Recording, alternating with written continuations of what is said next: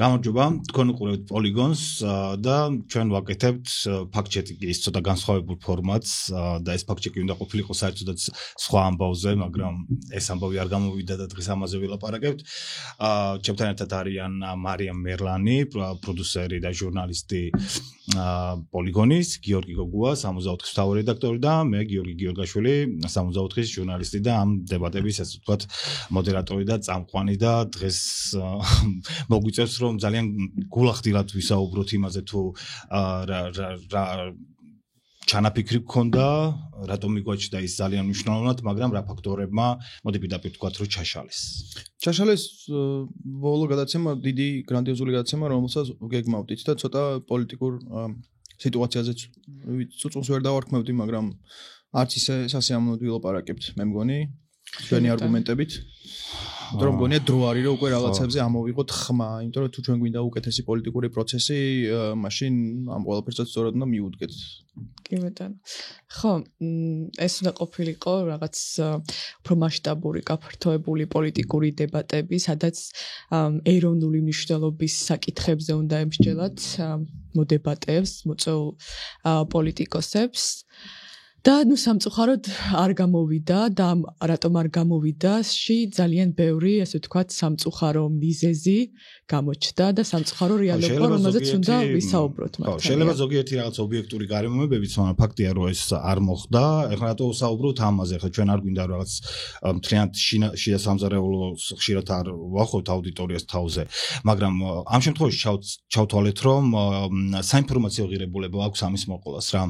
იმიტომ რომ მიგვაჩნია რომ ქართველი ხალხი იმსახურებს, იცოდეს თუ როგორი ასე ვთქვათ შესაძლებლობის შექმნა გვინდოდა ჩვენ პოლიტიკოსების და თან არა მხოლოდ პოლიტიკოსების, აქტივისტების მონაწილეობითაც, რას მიიღებდა ამით აუდიტორია და რა მოხდა და როგორ ვერ მოხდა ეს ყველაფერი, ამაზე გვინდა ვისაუბროთ რა. მოდი დავიწყოთ რას გვეგმავდით საერთოდ. ხო, მოდი დავიწყოთ ამით. ნუ მოკლედ ჩვენ ვინც თვალს გვადევნებს ისიც რომ პოლიგონმა მეორე სეზონი დაუთმო პოლიტიკური დებატების კეთებას, ეს იყო რაღაც კლასიკური, რეგლამენტირებული დებატები. ჩვენ ამ ფორმატში პირველი ნაბიჯები გადავდგით და იმედია რომ სამომავლოდ კიდევ უფრო განვითარდება ეს მიმართულებები და უფრო საინტერესო დებატების ნახვასაც შევძლებთ და ამ დრომდე ჩვენთან და ამ სხვაგანაც კონკურენცია გაიზარდოს, ამის მხოლოდ მომხრეები ვიქნებით, იმიტომ რომ ეს პოლიტიკურ კლასს უფრო მეტ ფორმაში მოიყვანს.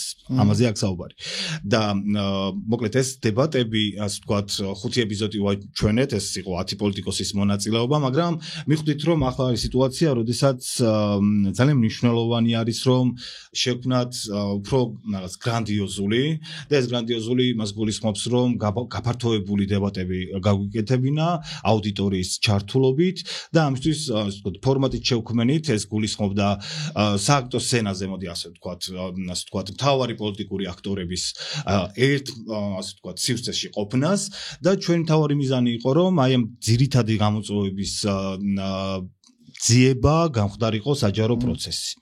და ეგაც უნდა ვთქვათ, რომ ამ შემთხვევაში ცოტა სხვა მიმართულებით წავედით, თუ ადრე ყავდა ხოლმე ორი პოლიტიკოსი სამწუხაროდ არა ყოველთვის საპირისპირო მხარეებიდან და ძირითად შემთხვევაში ჩვენ ოპოზიცია ყავდა ხოლმე, რაც გვინდოდა რომ თლად ესეც არ ყოფილიყო, მაგრამ ამ შემთხვევაში შემოგვიყვანა ახალი მხარეებიც, ერთი მხარე უნდა ყოფილიყო ასევე აქტივისტები, ისინი რომლებიც დღეს ქუჩაში წარმართავენ პროცესებს, რაც ჩვენთვის ძალიან მნიშვნელოვანია, რომ ისინი შემოგვიყვანა როგორც ამ შემთხვევაში პრინციპში პოლიტიკური მოთამაშეები, ხო, გვინდა თუ არ გვინდა, შეიძლება მათ არ აქვთ რაღაცა პარტიული და პოლიტიკური პრეტენზიები ესე, მაგრამ რეალურად ქმნიან დღეს ამინც პოლიტიკაში და გვინდოდა რომ ისინი დაგვეპირისპირებინა ისეთი სიტყვა, მაგრამ დებატებში შეგვეყვანა პოლიტიკურ პარტიებთან. ეს დებატები რაღაც ოპოზიციონერ პოლიტიკოსებს შორის, ასე ვთქვათ, არ უნდა ყოფილიყო აქტივისტები და პოლიტიკოსები. ასევე ოპოზიციონერებს ხო ჩვენ ვიმუშავეთ იმაზეც, რომ ვინმე ყოფილიყო ქართული ოცნებიდან, მაგრამ როგორც ყოველთვის რო არ მიიღეთ. კი, ესე იგი,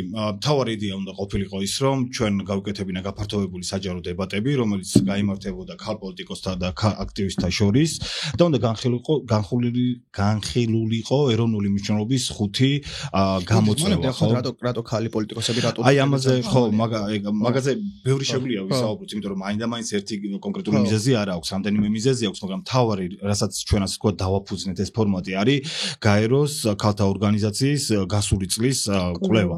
და რაც ამბობს ეს კვლევა? ამბობს იმას, რომ მოსახლეობის უმრავლესობა თან 63%-ია საუბარი. აი ამ 63%-ს ჯერა, რომ პოლიტიკაში ქალების ჩართულობის გაზრდა ქვეყანას მოუტანს სარგებელს და ასევე ყოველი მეორე გამოკითხული, ეს არის 52%, ფიქრობს, რომ ქალები მოახდენენ დადებით გავლენას ქვეყნის განვითარებაზე. ჩვენ ძალიან ხშირად საუბრობთ ხოლმე პოლარიზაციაზე და სწორედ პოლარიზაციის შედეგია ის, რომ ეს მაგიდაც არიელი რჩება და აქ ყოველთვის არ არის წარმოდგენილი ის პოლიტიკური აქტორები, ვინც არიან ქართულ პოლიტიკაში და სწორედ პოლარიზების, ასე ვთქვათ, დამარცხების ერთ-ერთი შესაძლებლობად მივიჩნიეთ, ასე ვთქვათ, ქალთა მონაწილეობა, იმიტომ რომ გონია რომ დეპოლარიზაციისკენ ბევრად უფრო არის მიდრეკილი ქალი პოლიტიკოსების ქმედებებიც, გნებავთ არ ვიცი wording-ით, შეიძლება არა ყველა შემთხვევაში, მაგრამ უმეტესწილად და უფრო მეტი პოტენციალი გგონია რომ არის ქალებში ამ ხრივ აი ესეთ კრიტიკულ და კრიზისულ მომენტში, ვიდრე კაცებში. ერთ რამეს მინდა გავუსვა ხაზი აქ რა, ახლა ამაზე ვლაპარაკობთ. ძალიან ხშირად ამ პირდაპირ დებატებს არ ეხება, მაგრამ თან ეხება. როცა ამ დებატებს ვამბობთ ხოლმე, ბევრად დავუსვამ ჩვენს კითხვა, რომ აი რა პროექტია, რამე ცალკე რაღაც დაფინანსება გაქვთ ამაში აღებული, ძირითადად ეს ხდება ხოლმე, რომ რაღაც ამ მიმართულებით, აი ხა იმიტომ რომ აი ქალებზე რო ვლაპარაკობ, ძალიან ხშირად გინახავს, ხო? აი ხა ვიღაც შეიძლება გაუშვდეს დაბეჭდილება, რომ ჩვენ ახლა რაღაცა ქალი პოლიტიკოსების გაძლიერებაში რამე პროექტი ავიღეთ. მოკლედ ამას უნდა ძალიან ნათელი მოფინო, რომ ჩვენ ძირითადად არანაირი პროექტის ქვეშ ამას დაკეთებას არ ვაპირებ. ხო, როცა იგივე ეს დებატების პროექტიც, როგორც სხვა ყველა ჩვენი პროექტი, რასაც ვაკეთებთ ხოლმე, არის გამომდინარე იქიდან, რაც ჩვენ მიგვაჩნია იმ მომენტში ყოველ შემთხვევაში სწორად და იმ მომენტში სწორად ჩვენი სარედაქციო პოლიტიკისთვის დებატებიც დავიწყეთ იმიტომ, რომ ჩავთვალეთ, რომ მნიშვნელოვანი იყო ამ ფორმატის შექმნა და წამოწყება და ასევე ის კონკრეტული ძალიან ამბიციური პროექტი, თან ყველა ძალიან ძვირი ამბავი იყო, ხო, საბოლოო ჯამში იმის წინაშე დავდექით, რომ რაღაცა ფართისა უნდა გვექირავებინა, იმიტომ რომ აღმოჩნდა, რომ ეგეთი ადვილი არ არის ვიღაცამ დაგითმოს, მე იმათ ცალკე აპარატურა ჭირდება, ძალიან დიდი ლოჯისტიკური და ჯოხეთის წინაშე გავაკეთეთ, რომ უზრუნველყოფა მოგვეხდინა ტექნიკურად, ლოჯისტიკურად, მეორე მეგობარი დაგეხმარა ამაში, ასევე რომ რაღაცა უფასო და არა, მაგრამ ძალიან იაფადის ტექნიკა გქონოდა, რაც ხო, ანუ ერთია რომ სამი მიკროფონი გაქვს და მეორეა რომ 7 ადამიანი და კიდე 7 ადამიანი და კიდე 3 ადამიანი, მოკლედ 12-13 მიკროფონით გაახმოვანო და მე კიდე 5 კამერით გადაიღო, ხო? ანუ ამ ყველაფრის ამ შარში ჩავიგდით თავი. თანაც რამხელა, ასე ვთქვათ, დებატებს რამხელა, ასე ვთქვათ, წარმომადგენლობით სახეს ვაძლევთ რა.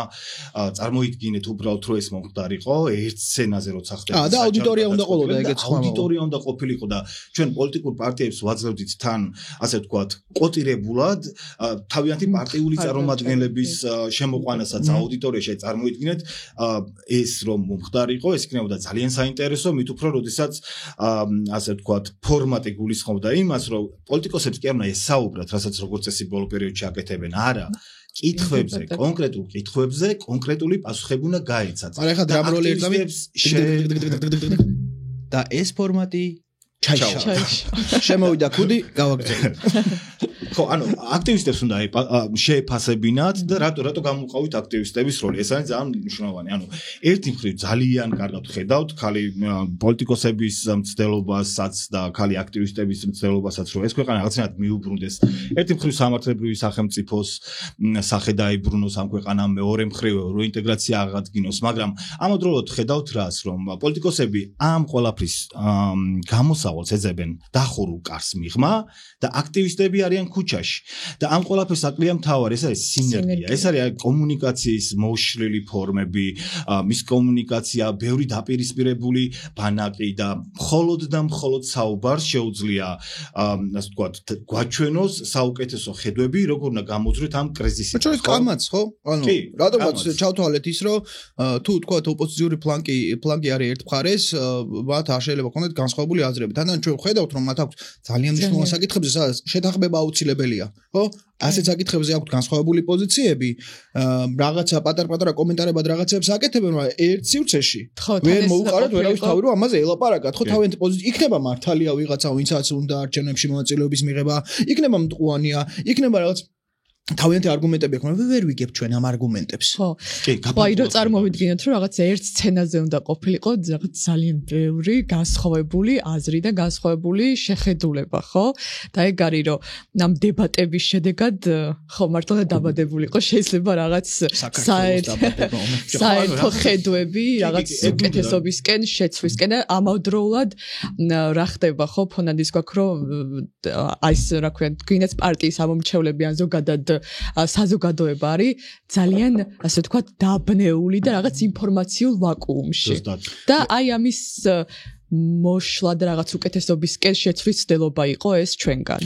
ასევე ნუ ერთი ამბავი ისიც იყო სამწუხარო რეალობა გარდა იმისა რომ ერთი რაღაცა ფუნდამენტურად გვინდოდა ქალების მოწვევა მეორე პრაქტიკულადაც ეგრე გამოვიდა იმიტომ რომ ლიდერები ვინც არიან პოლიტიკური პარტიები და ყველა ქალი არის უმეტესობა მოდი ესე ვთქვათ ყველა უმეტესობა დღეს ციხეშია და ამ ვიღაცებს ემუქრებათ ციხე ხო, აი მაგას ვამბობდი რომ ამ ეს ამბავი რო არ გამოვიდა ჩვენ გვესმის რომ ერთი მხრივ ამას აქვს თავისი ობიექტური მოცემულობა, იმიტომ რომ ეხლა არის ძალიან რთული სიტუაცია ნებისმიერი პოლიტიკურ ოპოზიციაში მყოფი ნებისმიერი ადამიანისთვის, ქალებისთვისაც, კაცებისთვისაც, აქტივისტებისთვისაც ძალიან რთულია სიტუაცია, მაგრამ ზუსტად იმიტომ რომ ამდენად რთულია სიტუაცია, აი ჩვენი სლოგანი ეგ იყო რომ აი განსხვავებულ აზრებში ვეძებთ თანხმობას გამოსავლის გზებზე, იმიტომ რომ როდესაც ყველაზე მეტად გვიჭირს, გონია რომ მაშინ აქვს მნიშვნელობა ერთად დაჯდომას და გადაწყვეტილებების საჯარო განხილვას, იმიტომ რომ ეს ქმნის კრიზისს, როდესაც რაღაც ცალკეულ ხედვებს გაფანტულად ვხედავთ. ეხლა მინდა რომ ვისაუბრო იმაზე, საერთოდ რაზე გვინდოდა ამ ხალხთან საუბარი. მანამდე თქვა ვინ იყვნენ, ანუ ვისთან ვილაპარაკეთ.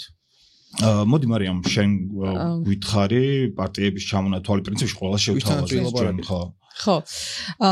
კოალიცია ცვლილებებისთვის შევთავაზეთ ელენე ხოშტარია, რომ მიიღო მონაწილეობა დებატებში ერთიანი ნაციონალური მოძრაობიდან თინა თინბოკუჩავა, ფედერალისტები თამარა ჩერგოლეიშვილი, ლელოდან უნდა ყოფილიყო ანა ნაცვლიშვილი, ან სალომე სამადაშვილი, ხალხისთვის ანა დოლიძე, გახარია საქართველოსთვის ნათია მეზრიშვილი და გირჩიდან უნდა ყოფილიყო ეკა ონიანი და რა თქმა უნდა როგორც ყოველთვის რაც დებატები დავიწყეთ ყოველთვის უკავშირდებით ქართულ ოცნებასაც და ეხლაც ასე მოხდა არ ვიღლებით ბევრი უარის მიუხედავად და მათგანაც რა თქმა უნდა ვიწოდვით ქალ პოლიტიკოსებსაც როგორც პარტიული ათეულიდან დაუშვით აი ერთი მხრივ უთხარით რომ თუ გინდა თქვენგან მოვიდეს თქვენი პარტიული ათეულის ქალ ლიდერი არის თია წოლუკიანი და პირველ რიგში ასე ვთქვათ ვეძახით ამ დებატებში მაგრამ თუ წოლუკიანი არა თქვენ შეარჩიეთ იქნება ქალის სპიკერი მაგრამ ნუ ასეთი დაშვება ნუ არ ქონია საკითხი რა ძალიან საინტერესო არის ქართულმა ოცნებამ რა მოწერა რავი შემიძლია თქვა თუ არა ეგ მეორე ეტაპის შემდეგზე გადავინახოთ სხვების პასუხები იქნება ხო მოდი ჯერ სადებატო თემებში ხო რა იყო ჩვენი მიზანი მიზანი იყო ეს რომ საქართველოს მოქალაქეების იმ ნაწილს რომელსაც აქვს უდიდესი სურვილი პოლიტიკური ცვლილებების ერთ გადაცემაში, ერთ პოდკასტში, ერთ დებატებში მიიღო პასუხები ყველა იმ შიშებზე, რომელიც აი ამ ქვეყნის ნებისმიერ მოქალაქეს აქვს. ანუ რა მოხდება თუ მართლა მოხდება ცვლილებები და გაიმარჯვებს პოლიტიკური ალტერნატივა. ჩვენ გვინდოდა რომ მათგან მიგვიღო პასუხები 5 ასე ძირითად საკვანძო საკითხზე. პირველი განხილვის თემა იყო შედარებით უფრო აქტუალური და მიმდინარე პოლიტიკური პროცესის ერთ-ერთი სადისკუსიო თემა ეს არის თვითმმართველობის არჩევნებში პარტიათა მონაწილეობა, არ მონაწილეობის საკითხი, ასევე როგორ უნდა მოხდეს ვადამდელი საპარლამენტო არჩევნების ჩანიშვნის ასე ვთქვათ შესაძლებლობის გაჩენა. მეორე საკითხი იყო ევროინტეგრაცია და მშვიდობის უზრუნველყოფის გრძელვადიანი ხედვა რუსეთის ასე ვთქვათ მტრული პოლიტიკის კონტექსტში, ხო, ადამიანებს უნდათ რომ ერთი მხრივ მოხდეს ევროინტეგრაციის პროცესის გაგრძელება, მაგრამ მეორე მხრივ ადამიანებს ჭირდებათ იმ შიშებისგან დაზღვევა და პოლიტიკური ოპოზიციისგან დამარწმუნებელი კვალიფიციური ხედვების მოსმენა, როგორ დააზღვევენ ქვეყნის სამშვიდობო პოლიტიკას გრძელვადიანად. და მოდი ესე დავაზუსტოთ, ესეც ვთქვათ, რომ ძალიან თითქმის 2 წელია უკვე მანამდეც, მაგრამ განსაკუთრებით ბოლო 2 წლის განმავლობაში და კიდევ უფრო განსაკუთრებით წინა საარჩევნო კამპანიის დროს ქართულმა ოცნებამ ყველაფერი გააკეთა იმის დროს შიშები ჩაენერგა, ხო? ომი იქნება, ჩვენ თუ არ ვიქნებით, ომი იქნება. ფაქტობრივად მაგაზე იყო აგებული და ჩვენი კრიტიკაც, თუ რავი, ჩვენი სხვა პოდკასტებიც მოსმენილი გაქვთ, ან სხვა ფორმატები, ჩვენი კრიტიკა ოპოზიციის მიმართებოდა იმას, რომ რატო არ ვერ გააკეთა ერთ-ერთმა ოპოზიციურმა პარტიამ ცალ-ცალკე ან ერთად ის, რომ გაინეიტრალებინა ეს შიშები ხალხთან, ხო? ლეგიტიმური ხა ადამიანებს ომის არავის არ გვინდა ომი, ხო ესე არავის არ უნდა რომ რუსეთს შემოარდეს და ასევე არავინ არ ვარ დაზღვეულები ნებისმიერ სიტუაციაში რუსეთს მოუნდეს და რაღაცა გამოაქანოს. ჩვენ ხო ეგ არ გვინდა, მაგრამ როდესაც ქართული ოცნება კონტექსტიდან ამოგლეჯილად ამას იძახის რომ მე თუ არ ვიქნები აქ ომი დაიწყება და მეორე მხარეს ჩვენ გვაქვს ეს ამბავი რომ ოპოზიცია არაფერს არ ამბობს და ასევე ყავს ხალხის საკმაოდ დიდი რაოდენობა ადამიანების რომლებსაც ბოლომდე თუ არა მეტნაკლებად მაინც ამის ჯერათ და ეს შიშები მათზე მოქმედებს და ჩვენ ვიცით პროპაგანდა როგორც მუშაობს ხო ადამიანებს გულისიღრმეს შეიძლება ეშინოდეს რომ აბა რომ რამე შეიცვალოს რა იქნება ამ შემთხვევაში ჩვენ გვინდოდა რომ ერთად მაინც გაგვეგო რას ფიქრობს ეს ხალხი ამ ყველაფერზე და რამხელ შესაძლებლობა იქნებოდა ეს თლიანად ოპოზიციისთვის იმიტომ რომ თუნდაც ჩვენ დებატებში არაერთხელ ითქვა მათივე მხრიდან ოპოზიციის რამდენიმე ლიდერის მხრიდან რომ ეს იყო სტრატეგიული შეცდომა, როდესაც სტრატეგიული დუმილით უპასუხეს ქართული ოცნების აი ამ პროპაგანდას, ხო? ხალხი მაგას არ დაიჯერებს, რას ამბობს? ხო. არ და სინამდვილეში ადამიანებს თუ კი ერთი მხრივ სულ ეუბნებიან რომ ასე ვთქვათ მე მშვიდობით გამარაგებ, მეორე მხარემაც უნდა უთხრას, რომ მე შემიძლია მშვიდობის უზრუნველყოფა, ოღონდ არაცარიელი სიტყვებით პროპაგანდისგან განსხვავებით, არამედ კვალიფიციური და პრაგმატული პოლიტიკის დასაბუთებით, თუ როგორ შეიძლება ამის მიღწევა. ისე წახვიდე ევროინტეგრაციისკენ, რომ დააზღვიო, ასე ვთქვათ, მშვიდობის პოლიტიკა.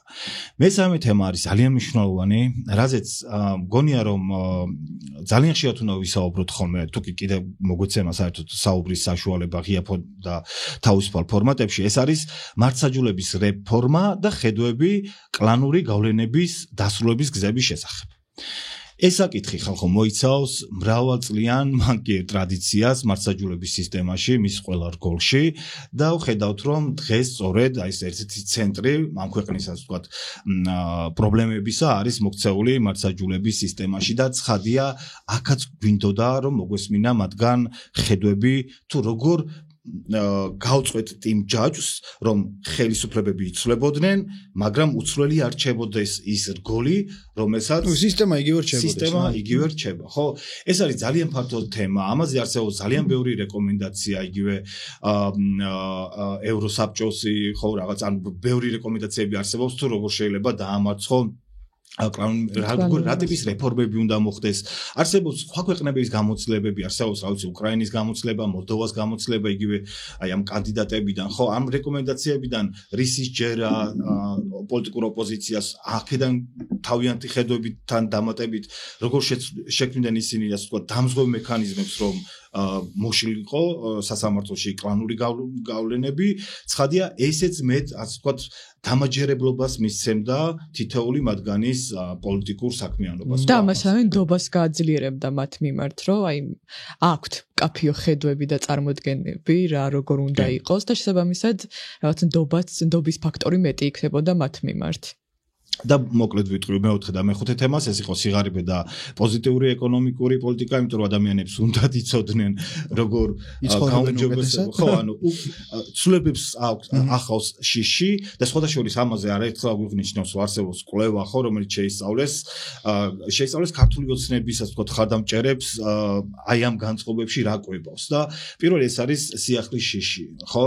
იმიტომ რომ მათ რაღაცნაირად არ აქვს საკმარისი პასუხები ცვლილების შემთხვევაში, როგორ დააზღვევენ თუნდაც საკუთარ ჯიბეს, საკუთარ უსაფრთხოებას და შემდეგ. ასევე თვალინასაც უნდა გაუსწოროთ, რომ ჩვენ დღეს რა სიტუაციაც გვაქვს, ხო? ანუ როდესაც ხელისუფლებას ფაქტიურად კალთაზე ყავს მიბმული რაღაც 100,000-ობით ადამიანი, ხო? დაწყებული ესე სოციალური დაუცველები ერთი და მეორე მხარე ამ რაღაც სახელმწიფო სიპებში, აიპებში დასაქმებული ადამიანები, რომლებსაც ასევე არაერთი კვლევა ყოფილა, რომელსაც ყველა თვალს ხუჭავს, რა თქმა უნდა, ამ ადამიანებს, რომლებსაც რავი ვიღაცებს, რავი, ისედაც ამ ყველაფრითაც ხო, რაღაც რამდენიმე სელულარზე არის შემოსავალი, ეგ შემოსავალიც რო აქვს, ბუნებრივია, ეგ შეჯუცნებათ, რომ აი, ეხლა რა უნდა გავაკეთო, ხო, ახალი ხელისუფლება იქნება და რავი, გამიშვებენ სამსახურიდან იმ რაღაც 300 თუ 400 თუ 500 ლარსაც დავკარგავ. ანუ ამ კითხვებზე პასუხები გვინდა ერთი მხრივ, მეორე მხრივ ისიც გვინდა, რომ ვიცოდეთ, რომ მართლა გაბერილი შტატები არ იყოს ყველა რაღაცა რეგიონულ თუ რაღაცა საქალაქო სახელმწიფო სტრუქტურაში, მაგრამ მეორე მხრივ ხალხსაც უნდა ვიფიქროთ, ვისთვისაც ეს შემოსავალი არის, იმას უნდა ვიფიქროთ, რომ როცა იცვლება, თქვათ, ხელისუფლება, რა ახალ ეკონომიკურ გეგმას ვთავაზობს, ანუ რატო გახდება ჩემი ცხოვრება უკეთესი და ჩვენ გვინდა რომ ეს მოვისმინოთ ვიღაცებისგან. ვიღაცები ამბობენ ეს მოვისმინოთ, აუცილებლად მე ვერ წარმომიდგენია, რას ნიშნავს იყო პოლიტიკოსი და არ გინდოდეს ადამიანების დარწმუნება, რომ შენი ხედვები არის საუკეთესო. ანუ პოლიტიკის მუშაობის ფუნდამენტი ამაზე დგას, ხო? რომ შენ გინდოდეს შენი პოლიტიკური ხედვების რაც შეიძლება მეტად გავრცელება, რაც შეიძლება ახალ და ახალ აუდიტორებზე გასვლა და ჩვენ ამ პლატფორმას ვქნით სწორედ ამისთვის, იმ სცენასაც, იმ დიდ გაფართოებულ დებატებსაც, სწორედ ამ შესაძლებლობისთვის ვქნით, რომ თითოეული პოლიტიკოსი სამართლიან თანაბარ გარემოში ასე ვთქვათ, ისეთ მედიაში თან რომელსაც არ გააჩნია არანაირი პოლიტიკური ინტერესები და უბრალოდ გვინდა რომ ჟურნალისტიკა ვაკეთოთ, აი ესეთ გარემოში თითოეულ მათგან შეეძლო რომ თითოეულ თქვენგანი დაერწმუნებინა რომ მათი ხედვა არის საუკეთესო და ისინი ამ კონკრეტულ პასუხებს მოგცემდნენ და აქტივისტები შეაფასებდნენ და ეს იქნებოდა ძალიან საინტერესო მხრივი პროცესი, როგორ ესმით ქუჩაში მყოფ ადამიანებს გამოსავლის გზები, რომელსაც ესა თუ ის პოლიტიკოსი ხედავს. და მეხუთე საკითხი ეს იყო ადამიანის და სოციალური სამართლებრივობა, რასაც ნაწილობრივ შენც შეეხენ. ხო, აი ეს იყო რა. ერთი რაღაცას მე მგონია დავაზუსტოთ კოლეგიაზე რომ ხო, სარედაქციო კოლეგია ყავდა ეს ახალი შემოვიტანეთ აქ ფორმატი რომ გარდა ჩვენ ანუ წამყვანის და პროდიუსერის რომელიც 60-ს წარმოადგენენ ასევე 3-4 ცენზუსად არ ვიყავით ბოლომდე ჩამოყალიბებული, მაგრამ რამდენიმე ჟურნალისტისგან შემდგარი სარედაქციო კოლეგია იქნებოდა, რომლის სხვა მედიებიდან რედაქტორები ძირითად შემთხვევაში, რომლებსაც ასევე ექნებოდათ კითხვის დასმის საშუალება თავიანთი პროფილებიდან გამომდინარე ადამიანის უფლებები იქნებოდა ეს ეკონომიკური ფაქტორი თუ ასე შემდეგ, საერთაშორისო პოლიტიკა და ნუ ამ აქტივისტების მხარესაც ვილაპარაკეთ. მაგრამ ერთი რაღაცა რაც ასე მინდა გავამოხილო ყურადღება, რომ არ გეგონოთ რომ ეს ჩვენ ახლა რავით გუშინ დავგეგმეთ და დღეს ხელი ჩავიქნიეთ სამკაც დავარკეთ, ამაზე მუშაობ ჩვენ მე რამე ერთი თვეა უკვე, ხო? ერთი თვე არის, დაწყება ერთი რაღაცა ნაწილი, მთელი რეალურად ჩვენი მთელი სარედაქციო გუნდის რაღაცა თავარ საქმეთ ვიღაცებისთვის საერთოდ რომლებიც ამ ფორმატში საერთოდ არ იყვნენ სხვადასხვა ჩართულები, გახდა ის რომ ერთი მხრივ რაღაცა ეს ლოჯისტიკა მოგვეგვარებინა და გვერეკავი ანუ რაღაცა ეს ადგილი, რაღაცა ტექნიკა, რაღაცები ამაზე გემუშავა და მეორე მხარე მუშაობდა იმაზე რომ შინაარსობრივი მხარე, ნუ ძირითადად გიორგი და მარიამი, მაგრამ ვიღაცებთან რეკვა, პოლიტიკოსებთან, მათ პიარებთან მუდმივად საუბარი, რაღაც პირადი კონტაქტების გამოყენებაც ვცადეთ ასევე მეტნაკლებად, მაგრამ არც ამან არ გაჭრა საბოლოო ჯამში. ანუ ეს არ არის რომ ახლა მართლა გუშინ დავგეგმეთ და დღეს ხელი ჩავიქნიეთ. ამაზე ვიმუშაოთ და ამ გადაცემას ახლა იმიტომ წერთ, რომ მივხვდით რომ ანუ არ შედგება რა, იმიტომ რომ დაგვთანხმდა ორი ადამიანი საბოლოოდ. ხო, რეალურად ორი თანხმობა მივიღეთ. მიუხედავად იმისა, რომ ცდილობები ჩვენ მართლა არ დავაკეთეთ, აქვე ძალიან დიდი მადლობა 64-ის მთელს გუნდს, რომ აი ამ რაღაც მაგ გიჟური იდეას მართლა ჩვენ არ ვართ რაღაც დიდი რესურსების მედია და მართლა მთელი ჩვენი ასე ვთქვათ შრომა მიემართა იმისთვის, რომ ეს გამოსულიყო, იმიტომ რომ ჩვენ ჯერა რომ ეს არის სწორი. ნუ შეუძლებელია მოცანა იყოს საბოლოოდ. და ერთი რასაც მინდა ასევე გამომახვილო ყურადღება, ასევე სანამ კიდე შემდეგ ამბებზე გადავალთ, იმიტომ რომ ეს თავი ამბავი ასევე ეს კითხვა ისმება, რომ აი რა დროს ეგ არის, იმიტომ რომ ვიღაცები შეიძლება ფიქრობენ, რომ აი რა დროს ეგ არის, ხო, ვიღაცები ციხეში არიან, პოლიტიკოსები, აქტივისტები ასე შემდეგ. კი ბატონო. მისაღებია მეტნაკლებად ეს პოზიცია, რომ აი რა დროს დებატებია, რა დროს მით უმეტეს თქვა ქართულ ოცნებასთან ლაპარაკია, როდესაც ხალხი ციხეშია, ხო? მოდი ერთი რაღაცაც ვთქვათ. ის საფრთხეები, რომლებიც ემუქრება ყველა სხვა ადამიანს დღეს, რომელიც არ არის ვთქვათ ქართული ოცნების წარმომადგენელი, იგივე საფრთხეები გემუქრება ჩვენს, განსაკუთრებით რომ ჩვენ ვართ მედია, ხო, ეს ერთი.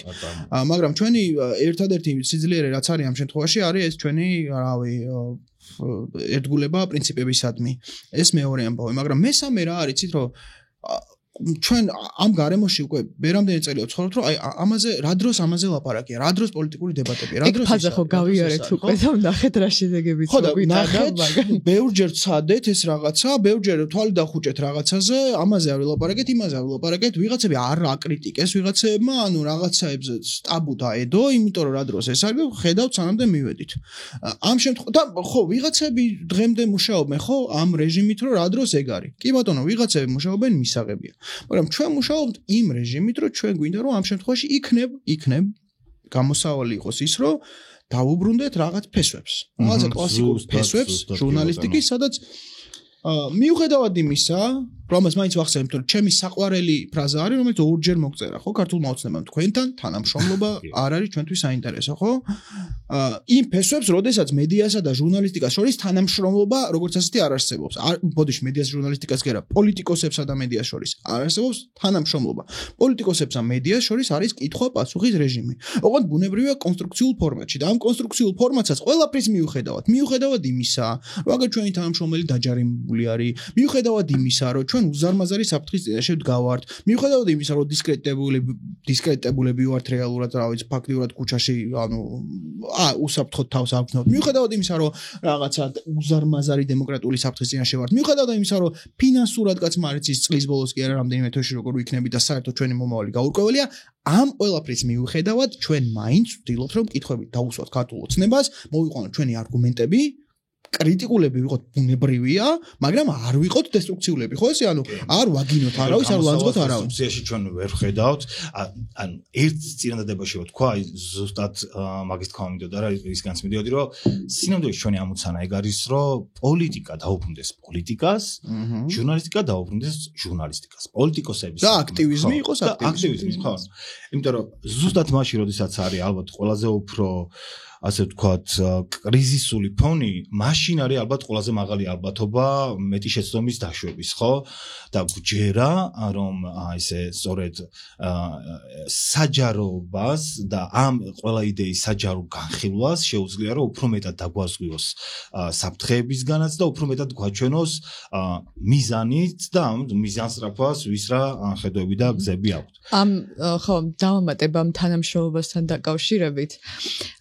მე საერთოდ ვფიქრობ, რომ ეს პოლიტიკური პარტიების წარმომადგენლების მონაწილეობა დებატებში, ეს რაღაც თანამშრომლობა არ არის, რა თქმა უნდა, ეს არის პირველ რიგში ანგარიშვალდებულება საზოგადოების მიმართ.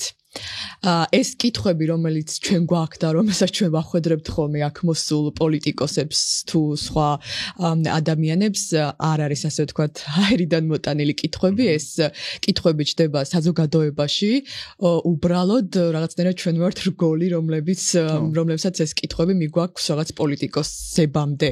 კი, და მაპატიე, რაც მთავარია, ვკეტავთ ამებს, ანუ ხშირად ვისმენთ ხოლმე ფორმატებს, იგივე ტელევიზიაში, როდესაც ფართოდ ხდება რაღაც პოლიტიკური საკითხების განხილვა და არა ჩვენ მაგას არ ვაკეთებთ, ანუ ლოკალიზებას უკეთებთ ძირითად გამოწვევებს და მხოლოდ მიზანმიმართულად ამებზე ვასაუბრებთ იმისთვის, რომ ამ სასახად გავიგოთ საუკეთესო გადაწყვეტილების ხედვები როგორი არის ამ საკითხებზე და ეს არ იყოს რაღაცა მიმოხილვითი მორიგი სივრცე, სადაც განიხილავენ უბრალოდ პოლიტიკას, ხო? და ერთი რაღაცაც ყველა უნდა იცოდეს ის არის, რომ აი ამ 5 საკითხს ვაძლევდით ხოლმე, მანამ უფრო სწორედ 3 საკითხს ვაძლევდით სამжелოდ, ხო? ეს ამის საკითხი და ჯერ ძალიან რთულია 3 საკითხამდე დაავიწროვო რაღაც, ხო? მithumetes ესეთ გლობალურ კონტექსტში, მაგრამ ყველა უნდა იცოდეს, ვინც უყურებს ამას, უყურებდა დებატებს, რომ აი ამ 3 საკითხის მიღმა დგას უზარმაზარი რამდენიმე კვირიანი კვლევა, სადაც ცოტა 2 ადამიანი ჩართული და მეტიც ჩართებოდა მაგის საშუალება რომ მქონდეს. და აი ძალიან ხშირად შენ გიწერენ ხოლმე ხო კომენტარებს, რომ აი ამდენს რატო ლაპარაკობს ეგასაც, მაგას პასუხი უნდა გავცე, რომ იმიტომ რომ ეხლა შეიძლება ვიღაც მოწონდეს, ვიღაც შეიძლება არ მოწონდეს, შეიძლება ჩვენ თვითონაც რაღაცა კრიტიკულად როგორც ფორმატს უყურებდეთ, მაგრამ შინაარსობრივად რაღაცები მუდმივად დასაზუსტებელია და ჩვენ გვაქვს ყოველთვის ის ინფორმაცია, რაც დასაზუსტებელია, რომ არ გაგვექცეს ხელიდან რეალური შინაარსი და მართლა სადღეგრძელოებს არ ემსგავსებოდეს ხოლმე ჩვენი ჟურნალისტური პასუხისმგებლობის ნაწილი ზუსტად. მაგიტომაც გვაქვს ფაქტ-ჩეკის ფორმატის შემდეგ, თუმცა ნუ მიმდინარე მომენტშიც თუ შემიძლია რომ რაღაცა დავაზუსტო და შევასწორო, როცა არასწორი რაღაცა თქვეს, ვალდებულიც ვარ რომ ეგ გავაკეთო. შეიძლება კაი 3 სიტყვაში თქვი თუ 5-ში ამაში იყოს განსხვავება, მაგრამ ეს უკვე ტექნიკური საკითხია და არა შინაარსობრივი. კი. და სხვა შორის დებატებმა გვაჩვენა ზუსტად ეგ რომ ხშირ შემთხვევაში მთელი მსჯელობა შეიძლება ორმა ადამიანმა უბრალოდ განსაზღვრებას დაუთმოს როგორ ესმით მაგალითად რა ვიცი დემოკრატია და ამისთვის ვერთობით ხოლმე რომ მოდი აღარ ვიკამათოთ ამაზე არც პოლიტიკური პატიმრების დეფინიციაზე არ ვიკამათოთ იმიტომ რომ ეს მოცემულობა რა წერია სადღაც სწორედ ეს გვეხმარება რომ მთელი კონცენტრირება მე წავიდეს შინაარსზე და არა განსაზღვრებები ვის როგორ ესმის ესა თუ ის პრობლემა მაგრამ ხალხო არ გვინდა რომ ასე ვთქვათ ისრები გადავიტანოთ ოპოზიციაზე თავარი ამ ყველაფერში უნდა გვესმოდეს რომ არის ხელისუფლების პასუხისგებლობა იმ პოლიტიკური პარტიის რომელიც მართავს ამ ქვეყანას თუ კი ვინმეს მიმართ პირველ რიგში უნდა მიდიოდეს საყვედური რომ ასეთ ფორმატებში არ მონაწილეობენ და მხოლოდ მათ მიმართ დაქვემდებარებულ სატელევიზიო თუ სხვა ტიპის მედიებს ელაპარაკებიან ეს პირველი ის არის პასუხისგებლობის უნდა მიმართოთ ხელისუფლების მიმართ. და მოდი გამმარტოთ ესეც რატომ რა? იმიტომ რომ ეს სულ არის ხოლმე რომ რატო აკრიტიკებთ ხოლმე ხელისუფლებას ხო? ანუ რატო ჯერთი ოპოზიციას აკრიტიკებთ, მაგრამ რატო არის მნიშვნელოვანი უფრო მეტად კრიტიკა ხელისუფლების? იმიტომ რომ გადაწყვეტილებების მიღები, ძალაუფლების მქონე, ყველაფერზე რაც კი ქვეყანაში ხდება, ხო? დაწყებული ეკონომიკიდან ჯარით დამთავრებული, ყველაფერზე კონტროლი აქვს ხელისუფლებას. ოპოზიციას კონტროლი არ აქვს არაფერზე, გარდა მათი პირადი, თავიანთი პოლიტიკური პარტიებისა თუ ასე შემდეგ.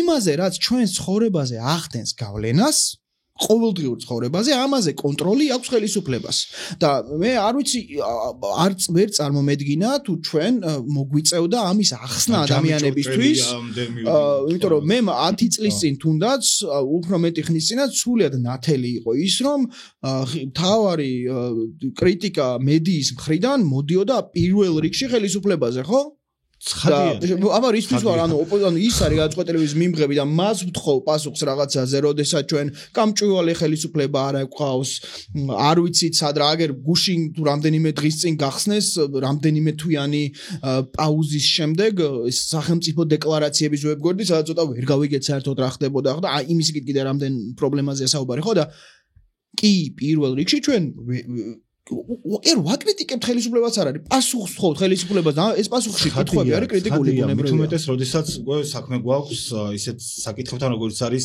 კონსტიტუციაში გაწერილი მუხლების კითხვის ნისინგვის დაყენება კონსტიტუციაში დეკლარირებული ადამიანის უფლებების ასე ვთქვათ შელახვის დამადასტურებელი ფაქტები რომელიც რაღაცა ჩვენი ჟურნალისტური შეფასების მიღმა არის ფაქტებად და კვალიფიციური შეფასებები ხო ანუ უკაცრავად აბა ვის უნდა მოთხოვთ ამაზე პასუხი ხო ანუ ძალიან ერთი მხრივ მართლა რაღაც ჯამი ჭურჭელიამდე მივედით რომ ხელისუფლება ანგარიშვალდებელია მაგას ამბობდი რომ ეს ანგარიშვალდებულების საკითხი შესახსენებელი არის ვისა ჩვენ მიმართ კი არ არის თქვენ მიმართ არის ვალდებული ხელი აი ხა თუ გვისმენს რაღაცა ხელისუფლების ქართული ოცნების მომხრე პირველ რიგში შენ მიმართ არის პასუხისმგებელი ხელისუფლება იმიტომ რომ შენ მიეცი მას ხმა ხო ანუ ყველას მიმართ არის ვიხედავ ისე ავირჩიეთ თუ არ ავირჩიეთ მაგრამ შენ თუ ხმა მიეცი ქართულ ოცნებას პირველი შენ უნდა გამოდიოდე და ამბობდე რომ რატო არ მისდევს კონსტიტუციას ხელისუფლება რატო არ იცავს ელემენტარულ კანონებს ხო რაღაცა ფაქტებად გვაქვს რაღაცები შეფასებებს ხო რა ვაკეთებ ფაქტებად გვაქვს რაღაცები როდესაც ჩვენ ადამიანების უფლებების დარღვევები გვაქვს რომელიც სრულიად ცდება ყველანაირ საკანონმდებლო ჩარჩოს ჩვენ გვაქვს სიტუაცია როდესაც სასამართლო თავის საქმეს არასრულებს კი არა და რავი მუშაობს ხელისუფლებისთვის ასე შემდეგ რაც კიდევ ერთხელ შეფასება აღარ არის ფაქტებად გვაქვს ეს ყველაფერი და რავი სხვა ვის უნდა მოვთხოვოთ პასუხი რავი ნაციონალურ მოძრაობას მართლა მოვთხოვოთ პასუხი იმის გამო რაც დღეს ხდება ეგრე არ არის თუმცა როცა არიან ხოლმე ნაციონალური მოძრაობის წარმომადგენლები არც მათთვის პასუხის მოთხოვა არ ასე ვთქვათ არ გვიჭირს კი და აი ხა ჩვენ შევყევით ქართულ ოცნებას თორე ეხა მთავარი შემდეგი ეტაპი რაც იქნება რომ ჩვენ ეხა ოპოზიციის კრიტიკას დავიწყებთ ხო მოდი იცი რა ვქნათ მოდი ადამიანებს უთხრათ ჯერ ვისგან ვიღეთ თანხმობები რა ეს წელში გამართული ორი თანხმობა მივიღეთ ფედერალისტებისგან თამარ ჩერგოლეიშვილმა თანახმა იყო რომ დებატებში მიეღო მონაწილეობა. ეს იქნება ყველაფერი არ ყოფილა. კი ბატონო. და ასევე გირჩი უნდა აღვნიშნოთ საიდანაც დაუძახეთ ჩვენ ეკატერინე ონიანს ის არის ქალი რომელი გირჩია დაგვიზუსტეთ. ეს არის გირჩი და გირჩი მეტი თავისუფლება რო არის აი გირჩი რომელიც არის ეს არ მოაქვს. ერთიან ნაციონალურ მოძრაობაზეც უნდა ვთქვათ რომ ანუ თანხმობა იყო უარი არ ვთქვა დებატებზე მოვიდოდა თინათინ ბოკუჩავა დებატებში უბრალოდ მხოლოდ იმ შემთხვევაში, თუ სხვა პარტიებიდანაც მხოლოდ და მხოლოდ ლიდერი ქალები იქნებოდნენ წარმოდგენილები. ხო, რაც იდეაში ჩვენი პირობაც ასეთი იყო და შეგვიძლია ვთქვათ, რომ უფრო მეტად ან პრინციპული უფრო თანხმობა იყო. მაგრამ ხო, მივიღეთ უარები, ესე იგი წმინდად უარი ვისგანაც მივიღეთ, ეს არის გახარია საქართველოსთვის. წადი, ესე თქვა წმინდად უარი რა იყო? წმინდა უარი, ხო, მოდი ესე ვთქვათ, ხო, შეიძლება ცოტა ასე ვთქვათ, კაცრად შევაფასე. გარკვეულ გარემოებებზე საუბრობდნენ, რის გამოც ვერ მიიღებდნენ მონაწილეობას. მათ შორის მაგალითად გითხრეს, რომ ზოგი ქალი ლიდერი არ იმყოფება საქართველოში, ზოგი მათგანი რამდენიმე თვითაც არ იქნება, მაგალითად ჩვენ ვინც შევთავაზეთ, ვინც მიგვაჩნია და ასეც არის მათ პარტიულ სტრუქტურაში, რომ ისინი წარმოადგენენ, ასე ვთქვათ, აღმასრულებელ ერთგულს ამ პარტიიდან და ასევე ქართულ ოცნებაზეც შეგვიძლია ვთქვათ, რომ მივიღეთ ესე ტრადიციული წერილი, რომ სალამი არ არის თქვენთან თანამშრომლობა საინტერესო, ბოდიში და მადლობა. ხო, ანა დოლიძისგანაც მივიღეთ უარი, ნუ ამ შემთხვევაში მიზეზი ის იყო, რომ ონლაინ ლექციებს ატარებს, საზღვარგარეთ და ფიზიკურად არ აქვს. მე ვიტყვი პირდაპირ, თქვენ შეფასებებისგან თავს იკავებთ, ხო? იმიტომ რომ პარმეც ისინი ხო წამყვანები. მე შევაფასებ ამაზე, ჩემთვის სრულიად მიუღებელი არგუმენტია ეგ, რომ ონლაინ ლექციებს ვატარებ. ჯერ ერთი პირველი რომ პრინციპული თანხმობა თუ გვექნება, ბუნებრივია რომ დროს ისეც დროს დავნიშნავდით ამ იმას, მიუხედავად იმისა, რომ ძალიან რთული ახლა 7 ადამიანს თუ 5 შეუთანხმო ერთდროულად რამდენი დრო იქნება, დროსაც ისე შევათანხმდებდით, რომ ვიქნებოდით მოქნილები ამ საკითხში, ხო? ეხლა ონლაინ ლექციებს ვატარებ, ყოველდღე მთელი დღე ლექციებს ატარებ და რამდენი ხანი უნდა ყოფილიყო ჩვენი დებატი, ყველაზე დიდი თავისი მოსამზადებელიან დებატებიან დასასრულიანად, 4 საათი გაგრძელებულიყო და რავი რას ნიშნავს ლექციებს ვატარებ და ვერ მოვა. ჩემთვის ცოტა მიუღებელი ამბავია. ხო, ალბათ მაინც უფრო ნებაზე იყო აქ საუბარი, ამდენად ქონდა ასე ვთქვათ პოლიტიკური ნება, რომ მიეღო ამ ფორმატში მონაწილეობა. ზოგადად ჩვენს აუდიტორიასთან რო ვიყოთ გულწრფელები, ყველაზე მეტად ვისთანაც გაგვიჭირდა, ვის დარწმუნებას გაგვიჭირდა, არა მხოლოდ ამ დებატებში მონაწილეობაზე, ზოგადად რაცაც კი ვაკეთებდით აქამდეც, ეს იყო სამი პოლიტიკური პარტია, ეს არის ქართული ოცნება, ეს არის გახარია საქართველოსთვის და ეს არის ლელო. ხო, ეს პარტია. იცი, ლელოსთან ეს იყო საკმაოდ ხანგრძლივი კომუნიკაცია, სადაც და არა მხოლოდ ლელოს, აიგივე, გახარიას პარტიასთანაც, აი ამ რაღაც მარტივ ჭეშმარიტებებამდე დავედით კომუნიკაციაში, რომ ეს ხო ძალიან მნიშვნელოვანია პოლიტიკური საქმიანობისთვის, უხსნით რატო არის მნიშვნელოვანი, რომ დებატებში მონაწილეობის მიღებას რა მოაქვს საზოგადოებას ამზადებდა გიორგაშვილი რაღაცა, რომ ესე გავუმზადებინა ეს ფორმატი ეს არის, პრინციპები ეს არის, ამას ვიზამთ, იმას ვიზამთ, ამ კომფორტ შეგიქნით, იმას გაგიგეთებთ. ესა ხიდად მოუვარ. მართლაფერი გავაკეთეთ ბოლოს. მართლა მგონია რომ ის გაკეთება შეიძლება, რა ვიცი, გავაკეთეთ. მაგრამ ხო ლელოსგან საბოლოოდ მივიღეთ თანხმობა, ანუ 2-3 დღის წინ გვეგონა დებატები გქონდა უკვე.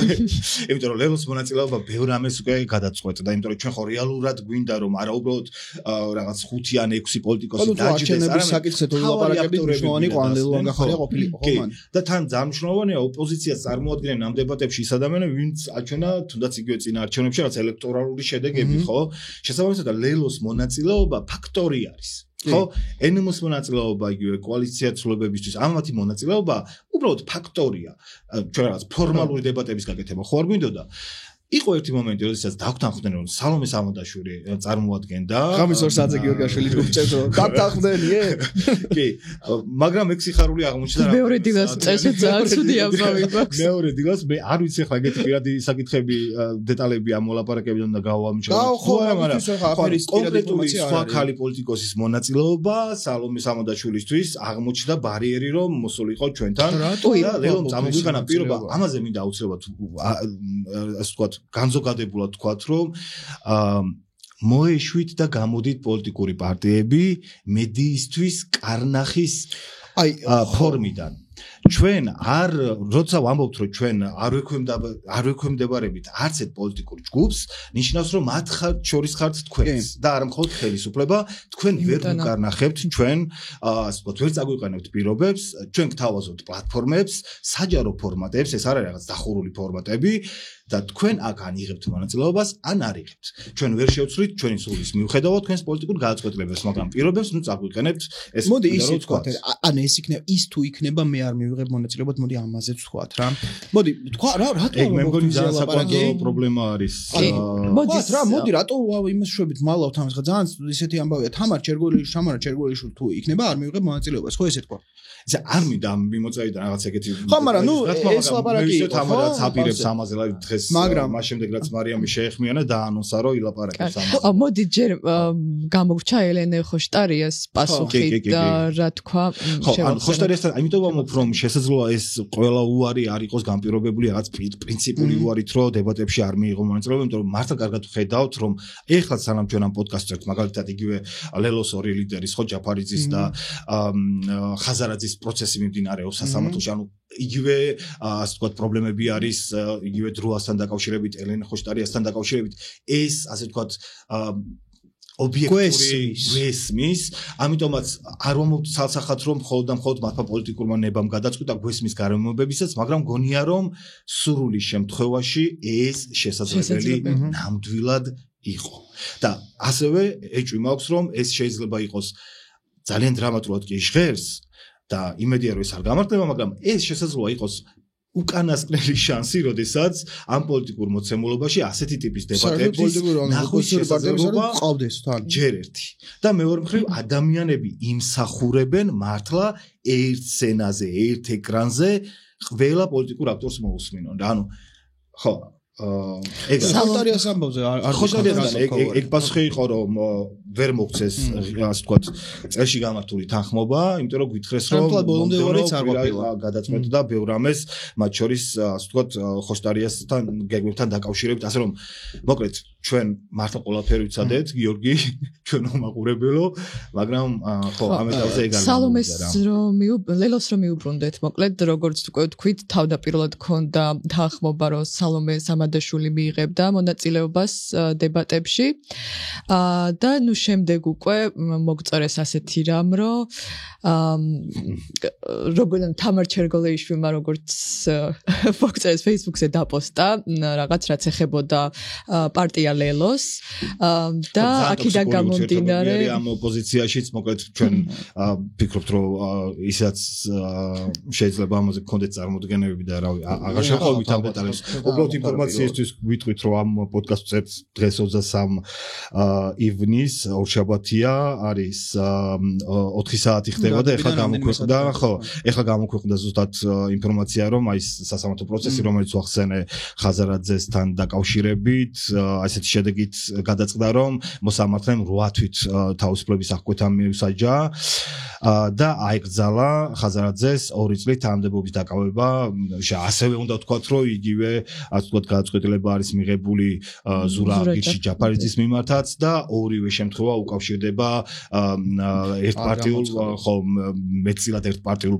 პარლამენტში რაღაც ფორმალურ ოპოზიციურ ფანგებს თუ არ ჩავთვლით ეს არის არსებითად ერთპარტიული პარლამენტი იმ პარლამენტში ასე ვთქვათ წულუკიანის ხელმძღვანელობით გამართული საგამოძიებო კომისიაზე არ დასწრებას და ჩვენ ვიცით რომ ამავე რეალური საფრთხის წინაშე არის იგივე გიორგი გახარია და უკვე ვიცით რომ ნიკა ასე ვთქვათ მელია ნიკა გვარამია სწორედ ამავე საბჭოზე არ გამოცხადების საბაბით უკვე იმყოფებიან ციხეში ასე რომ და კიდე აქ არ დამთავრდება ეგ ხო არ მინდა რომ ჩვენი ასე ვთქვათ მთელი ისრები ისედაც ასე ვთქვათ ასე ვთქვათ რეპრესიული თქვა არ აღიარებთ პარლამენტში ჩავწვამ ციხეში ძალიან მარტივია პირდაპირ თქვა მოხდები ციხეში წერტილი კობახიძემ თქვა ზუსტად ეგრე მაგ სიტყვებით პირობებზე მინდა ერთი რაღაცა ვთქვა რა უბრალოდ წერყანა რომ თქვი ხა ამას რომ მოყვება არ ვიცი არის პირობების წაყენებას მე სრულიად მესმის რომ შეიძლება ერთ პოლიტიკოს არ მოწონდეს მეორე პოლიტიკოსი გინდა ეს ოპოზიციაში იქნება თუ არ იქნება და სრულიად მაშინ ხო მაგრამ ბიჭო ჩვენ ხო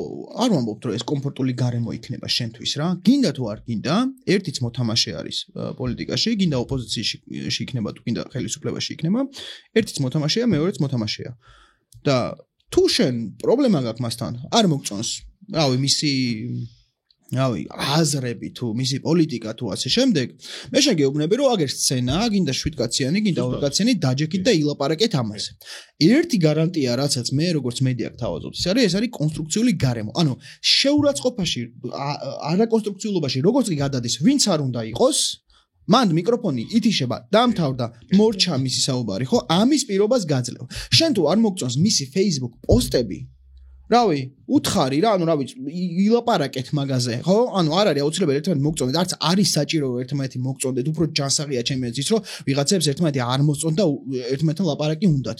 მაგრამ ამ შემთხვევაში ჩვენ იმას ვიღებთ პირობას, რომ იცი რა, ის თუ იქნება მე მაგასთან არ დავჯდები და ამას ჩვენ უყურებთ წლებია, გუშინ არ დაწყებულა, ხო? იგივე შეიძლება ითქვას, მაშინ საერთოდ ქართულ ოცნებას საერთოდ არც უნდა ელაპარაკო, ხო და ხო ხედავთ რომ არ გამოდის ეგრე, რომ არ ელაპარაკო. იცი რა თქმა უნდა, ყველაზე მარტივია, ისევ ამომრჩევლის მხრიდან რომ შევხედოთ, ხო? ჩვენ ხედავთ რომ კიდევ ერთხელ ქართული ოცნება თავის რაღაცებს ლაპარაკობს, ოპოზიციური პარტიები რაღაცა თავიანთან ასევე აფილირებულ ტელევიზიაში რაღაცებს ლაპარაკობენ, იქ კითხვები არ ისმევა, მარტო დავждები და რასაც მინდა იმას ვილაპარაკებ, არ არის პრობლემა. არ არის ბუნებრივია კომფორტული, როდესაც ოპონენტი გიზის და არ არის კომფორტული, როდესაც წინ გიზის ჟურნალისტი, რომელიც არაკომფორტულ კითხვებს გისვამს, ხო? მაშინ რა განგასხვავებს შენ ქართული ოცნებისგან? იმიტომ რომ ჩვენ გვახსოვს ჯერ კიდე მედია ჩეკერში რომ ვიყავით, მანდ იყო ინტერვიუ შალვა პაპუაშვილთან, ძალიან კაი ინტერვიუ, კიდე რეკომენდაციას ვაძლევ ნახეთ, 2022 წელს ჩაწერილი ინტერვიუ არის, 21 წელს 21 წელს. 2021 წელს მაგდა გუგლაშვილი ჩაწერილი ინტერვიუა და მან შალვა პაპუაშვილი ამბობს, რომ იმედზე იმიტომ დავდივართ მხოლოდო, რომ იქ კომფორტულად გრძნობ თავსო და ბუნებრივია მომეწონება, რომ კომფორტულად გრძნობ თავს და იქ დავდივარო. და ამას ხედავთ, რომ სამწუხაროდ ზოგიერთ პოლიტიკურ ოპოზიციასაც ეგ სივრცე უფრო მოწონს, სადაც კომფორტულად გრძნობს თავს. შენახსენე არ ლაპარაკის პრობლემა, ხო? იგივე იურო დაუბრუნდეთ ახლა სამადაშვილისა და ჩერგოლაიშვილის ამბავს რა. მეგობრებო, იმიტომ ლაპარაკობთ ხშირად პოლარიზებაზე, რომ არ საუბარი ქმნის და ამტკიცებს პოლარიზებას, რაც კარგად იცით, რომ პირდაპირ ეთანხმება და აძლიერებს ქართული ოცნების, ასე ვთქვათ, პოლიტიკური რაღაცა საკომუნიკაციო სტრატეგიას, ხო, რომ რაღაც პოლარიზებულ გარემოში საკუთარი უპირატესობები, როგორც ძალაუფლების მქონე, უფრო მეტად აჩვენოს. და არ უნდა დაგვაუწყდეს, რომ რაც თავარია, რუსეთს უნდა პოლარიზების გაძლიერება ამ ქვეყანაში და სწორედ ეგ გვინდა, რომ არ გახდეთ ამისი, ასე ვთქვათ, ინსტრუმენტი ჩვენ გვინდა რომ ზლიოთ თუნდაც იგივე ამ რაღაც პიროვნულ ვიცი უსიამოვნებებს ერთმანეთთან, იმიტომ რომ თუ კი ირჩევთ პოლიტიკურ ოპოზიციაში ყოფნას და თუ კი რაც მთავარი ადამიანებს მუდმივად ეუბნებით რომ ჩვენ ერთად ასე ვთქვათ დავამარცხებთ რაღაც ქართულ ოცნებას და ხშირად არის ხოლმე საუბარი ამ ერთობაზე, რომელიც უფრო მოჩვენებითია და მეტად ფორმალურია, იმიტომ რომ ნახეთ რამდენიმე პლატფორმა, მათ შორის ბოლოს რაც შეიქმნა პრეზიდენტთან წინააღმდეგობის პლატფორმა, მაგრამ ჩვენს დებატებში არ მოსვლაზე კი არა გიორგი, აი რო ავიღოთ პრეზიდენტის წინააღმდეგობის პლატფორმა. იმის ნაცვლად რომ ის გაფართოვებულიყო, ის შეცოტავდა. ანუ ჩვენს მაგიდასთან ვერ დავსვით ეს ხალხი და ჩვენ სცენაზე ვერ დავსვით კი არა. აი ესე ასე ვთქვათ, რაღაც მნიშვნელოვან პოლიტიკურ ოპოზიციურ პლატფორმაზეც კი ნაცვლად იმისა, რომ გაფართოვდნენ, გაძლიერდნენ, ცოტავდებიან. და იქნებ ამან უნდა დაგვაფიქროს მათ შორის ამ საკვანძო კომუნიკაციის პრობლემაზე და კარგად გაიხსენოთ რა. მართლა ძალიან ალოგიკური არის, რომ ერთი მხრივ რაღაც პოლარიზაციის დასრულებაზე საუბრობდე და მეორე მხრივ რაღაც გვერდით ვერ უჯდებოდე პოლიტიკოს. მოდი ჩვენ დაურეკოთ ეკაონიანი მყავს შეთანხმებული გირჩიდან და იმ ორ ადამიანს, რომელმაც ძალიან მტკიცე თანხმობა გვიჭრა. მაგრამ ისე რომ დებატები დაიწყო გირჩით და პედერალისტებს და ეხაც მაგაზე ვარ. კი და ძალიან ვაფასებ ორივე პარტიისგან ამ ყველაზე მაგარი ის არის რომ პრინციპში მე მაგალითად რომ მკითხო არც ერთი სამომრჩეველი ვარ და არც მეორე სამომრჩეველი არა ვარ, იმიტომ რომ ძალიან ბევრი ანუ პრინციპულად რაღაცებს სრულად არ ვითანხმები, მაგრამ აბსოლუტური ჩემი პატივისცემა იმ კუთხით რომ რავი ახლა ლაპარაკს არც არავინ არ ერიდებიან ლაპარაკს. დასაფასებელია ნამდვილად. მით უფრო რომ ჩვენ ვიცით როგორ უყურებს თქვათ იგივე გამოყოფილად ქალთან გენდერულ საკითხებს იგი გირჩი ხო ძალიან ასე ვთქვათ კატეგორიული არის მათი ხედვა, მაგრამ ამის მიუხედავადაც კი რომ რაღაცა მან მოდის და გელაპარაკება და რავი კითხვებს არ იუარეს ეს ფორმატი იმის მიუხედავად რომ რაღაცა ჩავკედეთ ქალების დებატებში ხო და რაც მათი ასე ვთქვათ პოლიტიკური რაღაც ხედვების წინააღმდეგ შეიძლება მოდიოდეს. ეკაუნიანს სანამ გვიპასუხებს წარუადგენ რომ ის არის გირჩის პოლიტიკოსი როგორც უკვე გითხარით და არ იცოდით რომ გირჩი ქალებიც იყვნენ ეკაუნიანი არის მიქი არ არის არსებობენ. იურისტი და სხვათა შორის ეკასთან საინტერესო იქნებოდა საუბარი მათ შორის მართლმსაჯულების რეფორმის ნაწილში, იმიტომ რომ ძალიან ბევრი წელი საერთაშორისო პროგრამების, ასე ვთქვათ, ჩართულობით ზუსტად სასამართლო რეფორმებზე მუშაობდა, მათ შორის თუ არ ვცდები USAID-ის სამართლის უზენაესობის პროგრამაში, ასე რომ ზუსტად ეგ გვინდოდა, რომ აი რაღაცნაირად კვალიფიციური ხედვები გვეჩვენებინა ამა თუ იმ პოლიტიკოსის. ხო, სანამ ეკა გვიპასუხებს თუგინე შენ მოსინჯე თამართან დარეკვა და კითხოთ ამ ადამიანებს რას ნიშნავს, როცა ვერ ხერხდება დებატების გამართვა. გაუცრუდა თუ არა იმედები. კაი, ცდიმეც მაშინ თამარისთან დარეკოს. კი ბატონო. ქალბატონო თამარ, გამარჯობა. პროექტი 64 დარეკავ მარიამი, პოლიტიკური დებატების პროდიუსერი. მოკლედ, თქვენ ხართ ინფორმირებული იმაზე, რომ ეს ჩვენი დიდი პოლიტიკური დებატები ჩაიშალა, მოკლედ. ამის ერთ-ერთი მიზეზიც ასევე მივაწოდე პარტიის PR-ს ინფორმაცია და მოდი ამაზე აღარ განმეორდები. ფონი არის ასეთი, რომ საზოგადოება ელოდება დიალოგს ოპოზიციურ პარტიების ლიდერების მონაწილეობით. აქ უკვე დგას პასუხისმგებლობის საკითხი, როგორც საზოგადოების წინაშე, ისევე ასე ვთქვათ, პარტიის ამომრჩევლების წინაშე და ასევე ოპოზიციური პარტიებიდან მუდამ გვესმის საუბარი პოლარიზაციის დასრულების აუცილებლობაზე და ამის პარალელურად რაღაც ერთად დაждომაზეც კი უარს ამბობენ პოლიტიკოსები. ამაზე მინდა ზოგადად თქვენი შეფასება და ძალიან მარტივად რო გკითხოთ, აი როგორ და რატომ უნდა ენდოს საზოგადოება პოლიტიკურ ძალებს, რომლებიც რაღაც თავად ვერ ახერხებენ რა კონსტრუქციულ დიალოგს. დავიწყებ ბოლოდან. ჯერ ერთი საზოგადოება რა არის, ხო? ეს ხო საზოგადოებას ხო თავისი შინაარსი აქვს. საზოგადოება არის კონკრეტული ოჯახები და ინდივიდები, რომლებსაც აქვს თავიანთი პრობლემები, თავიანთი საჭიროებები, თავიანთი, ვთქვათ, შეხედულებები და ესა თუ ის პოლიტიკური ძალა მათ შეხედულებებს ასე თუ ისე პასუხობს, ხო? ანუ ვერ ისარგებლებს ერთი პოლიტიკოსი, რომელიც მთელი საზოგადოების ინტერესებს გამოხატავს, ანუ სხვადასხვა პარტიამ უნდა გამოხატოს საზოგადოების სხვადასხვა სეგმენტის ინტერესი. ასე არ არის? ეს ერთი.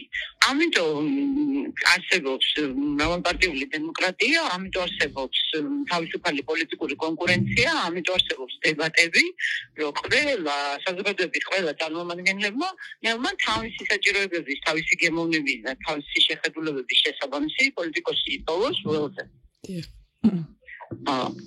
ამიტომ ნებისმიერი დებატები ემსახურება საჯარო ინტერესს. ჩემს ინტერესებს, პოლიტიკოსების ინტერესებს ემსახურება იმ მხრივ, რომ შესაძლებელობაა, რომ მათი უპირატესობები აჩვენოს საზოგადოების იმ ნაწილს, რომელიც ჯერ არ არის დარწმუნებული მის მხარდაჭერაში, ან გააძლიეროს ისინი თავიანთ მხარდაჭერაში, ვის უკვე მისკენ არის და მეორე მხრივ საზოგადოების ინტერესია, რომ გაიგოს რომელი პოლიტიკოსი რას თავაზობს, რომელს უკეთესი უნარები აქვს, რომელს უკეთესი არგუმენტები აქვს, ხო? ანუ ჩვენ ყველანი ემსახურებით საჯარო ინტერესს.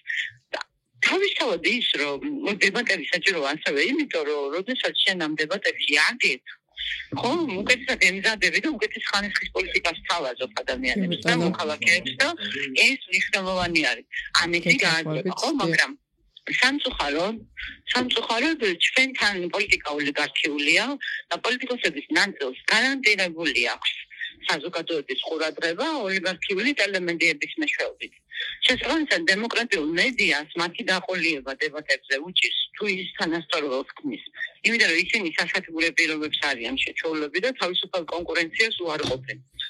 აქედან გამომდინარე, ხომ ეს ავიკითხე სალომე ზურაბიშვილმა კი არა, სალომე ზურაბიშვილი კარგად იყოს, სალომე სამანდაშვილმა რაც მოიწერა. რო იქ რაღაცა ჩემი პოსტი უნახავს თუ რაღაცა ხა. ეგეთი სულელი არავინ არ არის, რომ არ იცოდეს, რომ პოლიტიკური დებატები საჭიროა პოლიტიკურ მოწინააღმდეგეებს შორის. ხა მე და სალომე ერთმანეთს რო ეთანხმებოდეთ და მე რო ლელოს პოლიტიკა მომწონდეს, ისე მე ლელოს პარტიაში, ხო? ან სხვაგან იმიტომ ვარ და იმიტომ ვქნი განსხვავებულ ხედვას, რომ ვფიქრობ, რომ ეს პასუხობს იმ საზოგადოების ინტერესებს, ვისაც მე ველაპარაკები. ანუ ეგეთი სულელი არავინ არ არის. უბრალოდ წააგებს დებატებს არ არის ფორმაში, რომ დამიჯდეს და კონკრეტულად თავისუფალ თანასწორ პირობებში და თანასწორ ველზე, სადაც ვიღაც ოლიგარქი მისთვის საერთო დროს არტიკულობს და მისთვის სასათბურე პირობებს არ ქმნის, წინააღმდეგობა გაჭირს თავის პოზიცია დაიცვას, არგუმენტები დაიცვას თავის პოზიცია და დებატები მოიგოს. ამიტომ აურის დებატებს მარტივია. ამდენ ეს ახალისებს მე უკვე უხარისხო პოლიტიკას, იმიტომ რომ შენ როცა სათბურში ლაპარაკობ და არავინ არ გაჩელენჯებს, არავინ წინააღმდეგობას არ გიწევს, არც ემზადები, ხო და სავაზო უხარისხო პოლიტიკას ხალხს და მე ამიტომ ხით ჩადახილება ხალხსა და პოლიტიკოსებს შორის.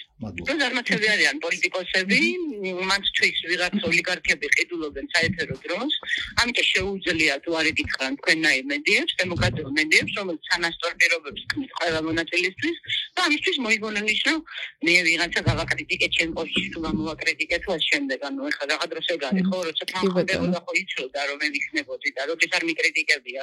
კი ბატონო. ან რასვაში არის, ანუ ვინ თქვა რომ კონკურენტ პარტიებს და კონკურენტ პარტიის ლიდერებს ერთმანეთი უნდა მოწონდეთ, ანუ რა კავშირი აქვს საჯარო ინტერესის სამსახურთან. გეთახმებით აბსოლუტურად. კარგით. დიდი მადლობა ქალბატონო თამარ, რომ მზაობა გამოთქვით. კი ბატონო, კი ბატონო, ხო, აქვე იმასაც ვიტყვი, რომ ზოგადად მაღიზიანებს გენდერულად სეგრეგირებული ყველაფერი. ანუ ხოხმანობის, ანუ უბრალოდ თემები მომეწონა ისე და რასაც გვთავაზობდით, რომ მომინდა რომ მაქსიმალურად მანაპარაკად თუნდაც სეგრეგაციის პირობებში. აი ამ დროს რომ მე გრავატე გამაკრიტიკა შემგოლიშუნა და ამიტომ არ დავждები. ხო, ნუ ეს ამოიძირკოს. სამწუხაროდ ბიზნესმენები არ გვაცდის ესეა ამოიძირკოს ერთმანეთში. ისეთ რაღაცებს წაგებთ. აი, ქალბატონო თამარ, მადლობა და ნახვამდის. სხვათა შორის ერთი რაღაც უნდა ვთქვა, წეგარო ლაპარაკობდით, აი ეკა გვირეკავს ონიანი, მოდი ეკასაც ვკითხოთ. ეკა სალამი, როგორც ხო, არა უჭირს, ჩვენ აი ხავ წერთ უკვე აი ამ პოდკასტს საუბრობთ ამ როგორც გითხარი ჩაშლილი დებატების შესახებ. პირველ რიგში მადლობა მთელი რედაქციის სახელით ჩვენს ისევე როგორც ჩერგოლეიშუს ესეთი მტკიცე თანხმობისთვის და აი ხავ საუბრობთ იმაზე, რას კარგავს ქართული აუდიტორია, როდესაც ესეთი შესაძლებლობა გვეცლება ხელიდან რომ ერთ სცენაზე მოვისმინოთ იდეები გამოსავლის გზებზე. აი რას ქმნის ასეთი ტიპის უარები ისედაც კრიზისულ პოლიტიკურ მოცემულობაში? პირველ რიგში მადლობა თქვენ ამ ინიციატივისთვის, რომ პრეცედენტი შექმნილიყო ქართულ პოლიტიკურ პარტიებს შორის დებატების, რომელიც უკვე ძალიან დიდი ხანია აგვინახავს. და პრინციპში სასიამოვნო სიურპრიზი იქნებოდა ჩემთვის ეს რომ შემდგარიყო და ალბათ ლოგიკურია რომ არ შედგა, უფრო ლოგიკურია რომ არ შედგა ვიდრე ის რომ გამოსულიყო თქვენი ინიციატივა და სამწუხაროა ქართული აუდიტორიისთვის ერთი მხრივ სამწუხაროა რომ ეს არ შედგა, იმიტომ რომ ამას უნდა მიეცა შესაძლებლობა აუდიტორიას დაენახა კონკრეტულ საკითხებზე რა პოზიცია აქვს პოლიტიკურ პარტიებს, რის შესახებაც სამწუხაროდ დიდი ხანი არსმენიათ, რაც არ უნდა ზედაპირულად ლოზუნგებით ხმაურიან განცხადებით საკითხებენ პარტიები, ფაქტია, რომ ნებისმიერი ადამიანი ქუჩაში რომ გააჩეროთ და კითხოთ, ძალიან ძნელად გეტყვით პარტიების პოზიცია რა არის, თქვათ ევროკავშირის საკითხზე, სიღრმისეული პოზიცია, ან სასამართლოს რეფორმაზე, იციან მხოლოდ კის და არას დონეზე რა პოზიცია აქვს, მაგრამ რატომ, ისთვის არის კარგი, როგორ, ანუ რა დასაბუთება შინაარსი ამისი რა არის, ამაში არავინ არ ჩადის. ამიტომ ეს დებატები უნდა ყოფილიყო შესაძლებლობა, რომ კონკრეტულ საკითხებზე პოლიტიკურ ლიდერებს ემსჯელათ და თავიანთი რეალური პოზიცია გამოეხადათ, ეჩვენებინათ პარტიული პოზიციაც და საკუთარი აზრიც. და სწორედ ამას არის მოკლებული ძალიან დიდი ხანია ქართული აუდიტორია, რომ ვინმე აზრი გამოთქვას. აზრი არ შეიძლება იყოს მხოლოდ ჩხუბი და ლანძღვავი რაცის. ეს გასაგებია შეიძლება იყოს თქვათ კონკრეტული კონკურენტის ან საპირისპირო მხარის შესახებ საკუთარი ბრაზის გამხატვის ფორმა, მაგრამ არა აზრი. რატომ აკრიტიკე და შენ აგინდა, შენ რომ მოდიხარ, რას თავაზობ ამორჩეულს. ამის მოთხოვნება საზოგადოებაში არის, მაგრამ მიწოდება სამწუხაროდ არ არის. ამას კარგავს მეორე მხრივ აი ამ ფაქტით რომ ეს დებატები არ შედგა, პირიქით აუდიტორიას ეძლევა შანსი, რომ დაინახოს კიდევ ერთხელ გახსოვთ, რომ კარგად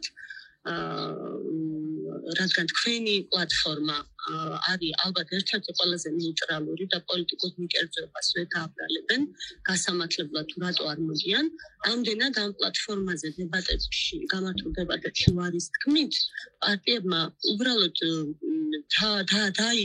დაიწვეს თავი, ვინც ვარი თქვა, რომ ისინი საერთოდ უარს ამბობენ ნებისმიერი სახის დებატზე, ნებისმიერი აზრის გამოთქმაზე და პოზიციის დაფიქსირებაზე.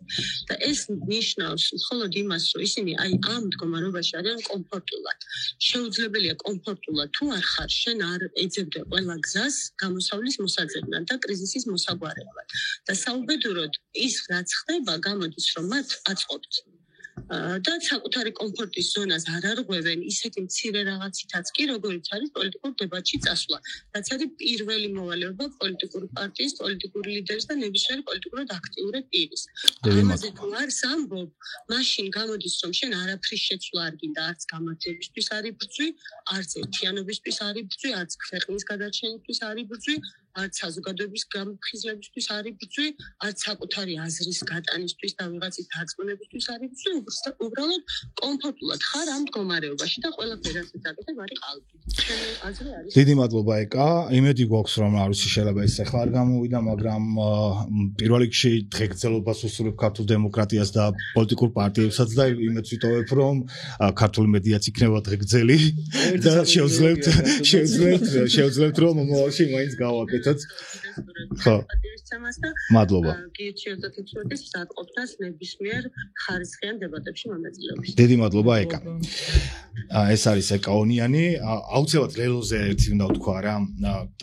უთხარით ჩვენს აუდიტორიას რომ ამათ ზოგადად ფორმატს გვით და პირობებს რა ვთქვათ არ მიუყვებით მათ შემოთავაზებულ არც ერთ პარტიის შემოთავაზებულ პირობებს, მაგრამ ისე დაემთხვა რომ ხო რაღაც მომენტში დავდექით როგორ არჩევანისგან შეიძლება ან უნდა ჩაიშალოს ეს დებატები, იმიტომ რომ თქვით სამადაშვილის ფაქტორი, ხო? ან აი პატარა იმედი გაჩნდა იმავე თუ არ ვიცი მეორე დღეს, როდესაც ვახოს ანაიას ეთერში გრიგორ გეგელიას საუბრობდა ზუსტად აი ამ საჯარო დისკუსიების მნიშვნელობაზე, ანუ ლელოს წარმომადგენელი და ეს ბექა ბერიძემ ჩამიგდო ეს ვიდეო და ესევე გადაუგზავნე მე ლელოს და ვუთხარი რომ კაი, მოდი, ნუ მოვაქაბატონი სალომე, ჩვენი მისდამი პატივისცემის მიუხედავად, დავივიწყოთ ეს ფორმატი. დავანგრიოთ სეგრეგაცია. აი, ახალ ფორმატ შევქმნით, ასევე კლასიკურს, ასევე რეგლამენტირებულს და შერეულს და მიიღოს გეგელიან მონაწილეობა, იყოს ამ დებატებში წარმოდგენილი ლელოს პოზიციები და ჩვენ ვცვლით ფორმატს. ამაზე დიდ პირობაზე ნუ ხა კი ეცინააღმდეგება. მიწერა იყო მოწერა არა. არა, ამაზე დაგება. ხო, ანუ ჩვენ პრინციპული ცვლილება არ არის. რაღაცები შეგვიძლია დავუთმოთ, იმიტომ რომ ჩვენ თუ ამბობთ რომ შინაარსის დადება გვინდა, კაი, შინაარსს დავდებთ, მაგრამ ხა პრინციპული ის არის, ხა შენ თუ ამბობ რომ მე თუ ვიქნები სხვა პარტია არ უნდა იყოს, ეგ ჩემთვის პრინციპულად მიუღებელია.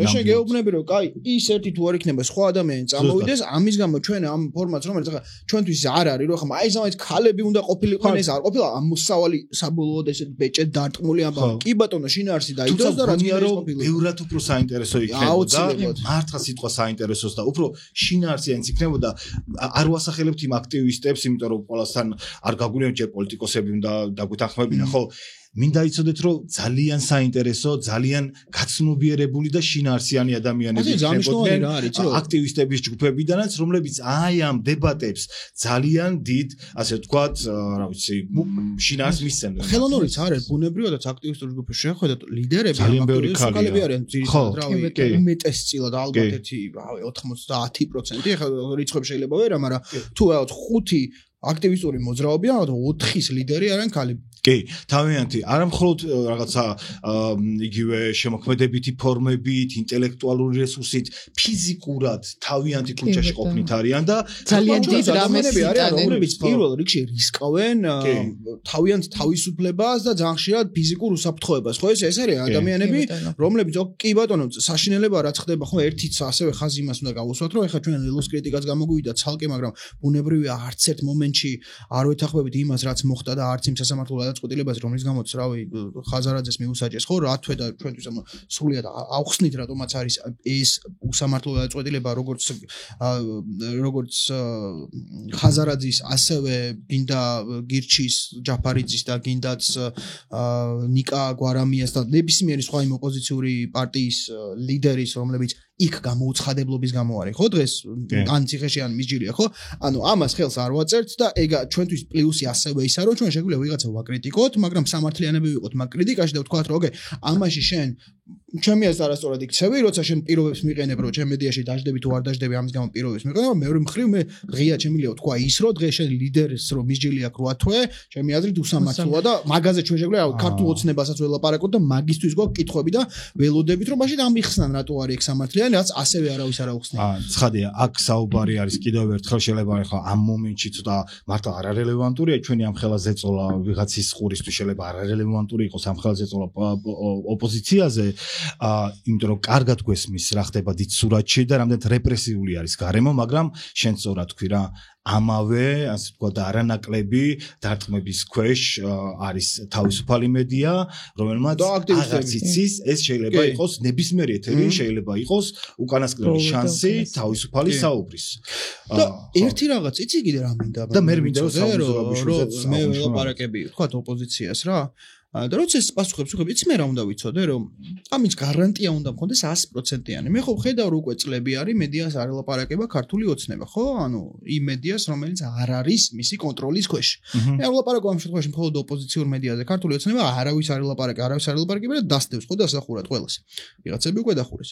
რომ მე მინდა გარანტია მქონდეს რომ შენ თუ მოხვალ ხელისუფლებაში იმავე პრაქტიკას არ გააგრძელებ და შენ თუ დღეს მაჩვენებ რომ მხოლოდ ერთ ტელევიზიასთან ან რომელიმე კონკრეტულ მედიასთან იქ სადაც შენ უფრო კომფორტულად ხარ მხოლოდ მაგასთან ლაპარაკობ არანაირი გარანტია არ მაქვს რომ როდესაც შეიცვლება ხელისუფლება უცებ იმედის ადგილას არ აღმოჩნდება ტელევიზია A ან B ან C ან ერთი მედია არ ჩანაცვლებს მეორე და ჩვენ ესთან ნანახი გვაქვს ხო ჩვენ გვაქვს ნანახი ხელისუფლების რუპორი მედიები როგორ გახდნენ ოპოზიციური მედიები და პირიქით მე ამჯერა იმის რომ ერთი და იმავე ადამიანების ენით ილანძღებოდნენ ენმუს მოწინააღმდეგეები როდესაც ენმუ იყო ხელისუფლებაში იმავე ადამიანების პირით ეხლა ამას გალანძღოთ ახლა დასამარება ხდება მათ შორის იმ ადამიანების რომლებიც ენმუს ებრძოდნენ მაშინ ხო სრულ სიგიჟეში ვარ ასევე ვხედავთ იმ ადამიანებს რომლებიც რამდენ ჟურნალისტებს ბრჭყალებში ჟურნალისტებს ვეძახი მე ამ ადამიანებს რუპორებს რომლებიც რამდენიმე ხელისუფლების პირობებში იყვნენ რუპორები, ხო? ანუ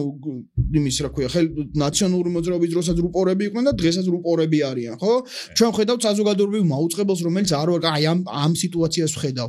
და ერთს ვიტყვი და აი აქ მოვჩები, რაც თქვა ეკაუნიანმას თქვა და თამარა ჩერგოლეიშვილმაც ძალიან დიდი მადლობა რომ გვეუბნებიან რომ იცი რა ჩვენ ვხედავენ როგორც რაღაც დამოუკიდებელ მედიას ძალიან მსიაუნეს ეს ყველაფერი მაგრამ ჩვენი მიზანი ის არ არის რომ პოლიტიკურებს ოსოს მოვეწონოთ რა არ არის ჩვენი მიზანი ჩვენი მიზანი ისა რომ დაგვინახონ ისე როგორც ვართ და ჩვენი ამბავი ისა რომ ჩვენ არა ანუ ამ სიტუაციაშიც კი ვცდილობთ რომ რაღაცა მხარე არ დავიჭიროთ და ერთის და ბოლოს პირველი უარი როგორ მოგივიდა ხო გახსოვს ქართული ოცნებიდან რა უარი მოვიდა თქვა რომ ჩვენ შევისწავლეთ თქვენი ისაო რა ქვია პლატფორმაო და თქვენს მიუკერძოებლობაშიო თუ ობიექტურობაში ჩვენ გვეყარებაო ბიჭო შე ოჯახ აშენებულო ქართული ოცნება რო ხარ მე რო შენ გეუბნები რომ აქ მე ოპოზიცია უნდა მოვიყვან და შენს გეძახი რომ დაჯდე და შენი არგუმენტები წამოიღო ხო ბალანსი ყველაზე მარტივი და პრიმიტიული გაგებით ჯერ მხოლოდ ეს არ არის მაგრამ პრიმიტიული გაგებით არის რომ ერთი და მეორე საწინააღმდეგო რაღაცა პოზიცია დადო სასწორის ორ პინაზე ხო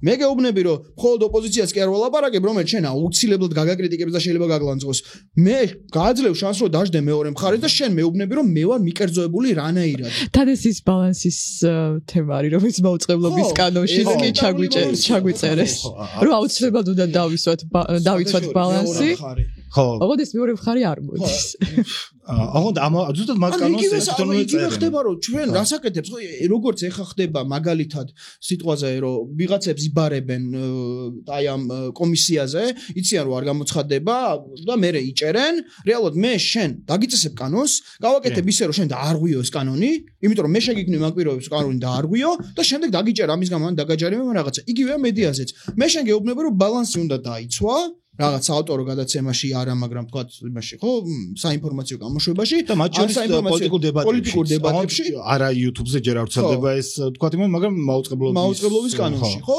მე შენ გეუბნები რომ ბალანსი უნდა დაიცვა და თუ ოპოზიცია მყავს ერთხელ ეს ბალანსი ყველაზე ელემენტარულ შემთხვევაში თორე პროფესიულ სიღრმეებში აღარ ჩამომაგეში ყველაზე ელემენტარულ შემთხვევაში ხელისუფლებას უნდა მყავდეს მეორე მხარეს რომელიც უარს მეუბნება მოდიო და რანაირად უნდა დავიცვა ეგ ბალანსი მითხარი ხო სხვა შორის ჩემი ბოლო არგუმენტი აი ამ ქართულ ოცნებასთან მათი დათანხმებისას რასაც ჩავეჭიდე და რა თქმა უნდა წინას გასაგები იყო რა მოვიდოდნენ მაგრამ ზუსტად ჩავეჭიდე რამდენიმე კვირის წინ ღამის კურიერში იყო სტუმრად მისული ნინო შუბლაძესთან იყო სტუმრად მისული მამუკა მდინარაძე რომელიც არის აღმასრულებელი დივანი პარტია ქართული ოცნების უმრავლესობის ლიდერი პარლამენტში და ისი რა თქვა რომ ეხლა მინდა დავაციტირო რა რომ ხელისუფლებამ ბევრი უნდა ილაპარაკოს საზოგადოებასთან რომ ბევრი კრიტიკული კითხვა უნდა დაისვას იმისათვის რომ ყველა არსებულ კითხვას გაიცეს ამომწურავი პასუხი და მერე საზოგადოებამ თავად შეაფასოს აი ბატონო მამუკა ამას რომ ამბობთ და შემდეგ რომ ჩვენს მიწვევაზე მთელი თქვენი ასე ვთქვათ პარტია ამბობს უარს ეს არ ვიცი რამდენად ეთანხმება თქვენს ნათქვამს მე მინდა გითხრა პირადი წერილიც მივწერე პარლამენტის ასე ვთქვათ როგორც დეპუტატს აქვს მითითებული ასე ვთქვათ პირადი მეილი არ მომბრუნებია იქიდან პასუხი პირდაპირ მითხრა ქართული ამან რა ქვია პარლამენტის პრესსამსახურმა რომ ამ გადაცემებზე მოკლედ აღარ ველაპარაკო და უარია და საქართველოს პარლამენტის პრესსამსახური არ მგონია რომ ესე უნდა ელაპარაკებოდეს მედიას, რომელსაც იმავე პარლამენტში სხვა წესები დაუწესეს და ბოლოს მინდა ერთი რაღაცა ვთქვა, როცა საუბრობთ იმაზე თუ რამდენად გვინდოდა რომ ასე ვთქვათ მართლა ფართო ყოფილიყო ამ ფორმატის შინაარსი ჩვენ შევეხმიანეთ მათ შორის სალომე ზურაბიშვილის პრესსამსახურსაც ამ იდეით და არ მიგვიღია 100%-იანი თანხმობა, მაგრამ გაჩნდა ძალიან მაღალი მოლოდინი მათი პასუხიდან, რომ იმიტომ რომ იმ მომენტში არ იყო სალომე ზურაბიშვილი, როცა ჩვენ ეს გავაგზავნეთ თბილისში და იმ მომენტში ვერ განიხილებოდა,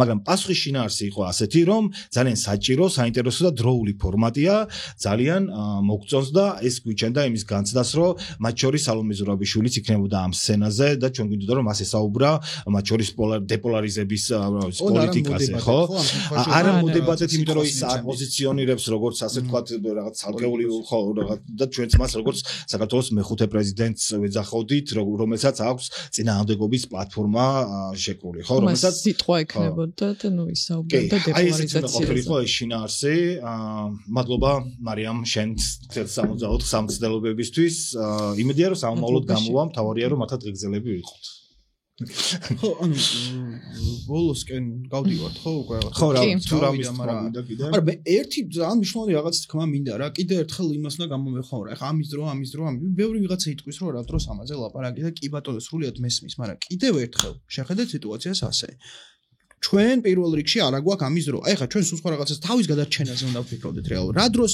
აი რაღაცა ის ფუნდამენტური ჟურნალისტიკა დებატებია, რომ დავფიქრდეთ მართლა რა დღეში ვართ, ხო? ანუ ხელფასი იქნება თუ არა, ეგეც არ ვიცით, რაც არა, ძალიან დიდი სერიოზული პრობლემა გვაქვს, ხო? მაგრამ ბიჭო, ამ პირობებშიც კი მაინც ამას ვცდილობთ, ხო? ანუ ეს ხო რაღაცა მესიჯს უნდა გაძლევდეს შენ რომ აი ამ პირობებშიც კი მე შენ გეუბნები რომ აი ამ პრინციპებს მე არ ვღალატობ არ მაინტერესებს მე ამ პრინციპებით ვარსებობ რა თუ ამ პრინციპად თუ ჩავიძირები აი ამ პრინციპებით ჩავიძირები ხო მიუხედავად იმისა რომ ჩვენ გვაქვს ბოიკოტის რეჟიმი ვიღაცების მხრიდან გვაქვს რაღაცა კონკრეტული რაღაც სიტყვების თუ ტერმინების გამოყენების ამბავი ჩვენ ვცდილობთ რომ ნებისმიერ ამ სიტუაციაში ნეიტრალურები ვერ როგორ არ შეიძლება ნეიტრალური ვინმე იყოს არა ვარ ჩვენ აი კრიტიკული თუ ვინმე არის კრიტიკულობა ეგ არის რა საბოლოო ჯამში და არა პარტიის რუპორობა დავიწყოთ აქედან უნდა გამომიჯნოთ ეგეც ვართ ისეთი მედია როგორც უნდა ვიყოთ ვართ კრიტიკული ოღონდ კრიტიკული ვართ თქო სამართლიანები ვართ ეგ არის ჩვენი თავარი ამბავი რომ მე შენ თუ კითხვას დაგისვამ ეს ამ კითხვას ექნება საფუძველი და შენ გაველოდები პასუხს წერტილი თუ ამიხსნი დამარწმუნებ შეიძლება მივიღო ხო არ ვიცი, მაგრამ არ ვიცი, არ უცდია ამის გაკეთება და პირველ რიგში ეს მიემართება ხელისუფლებას. რავი, მე კიდე ერთხელ გავუშვებდი გამოწვევას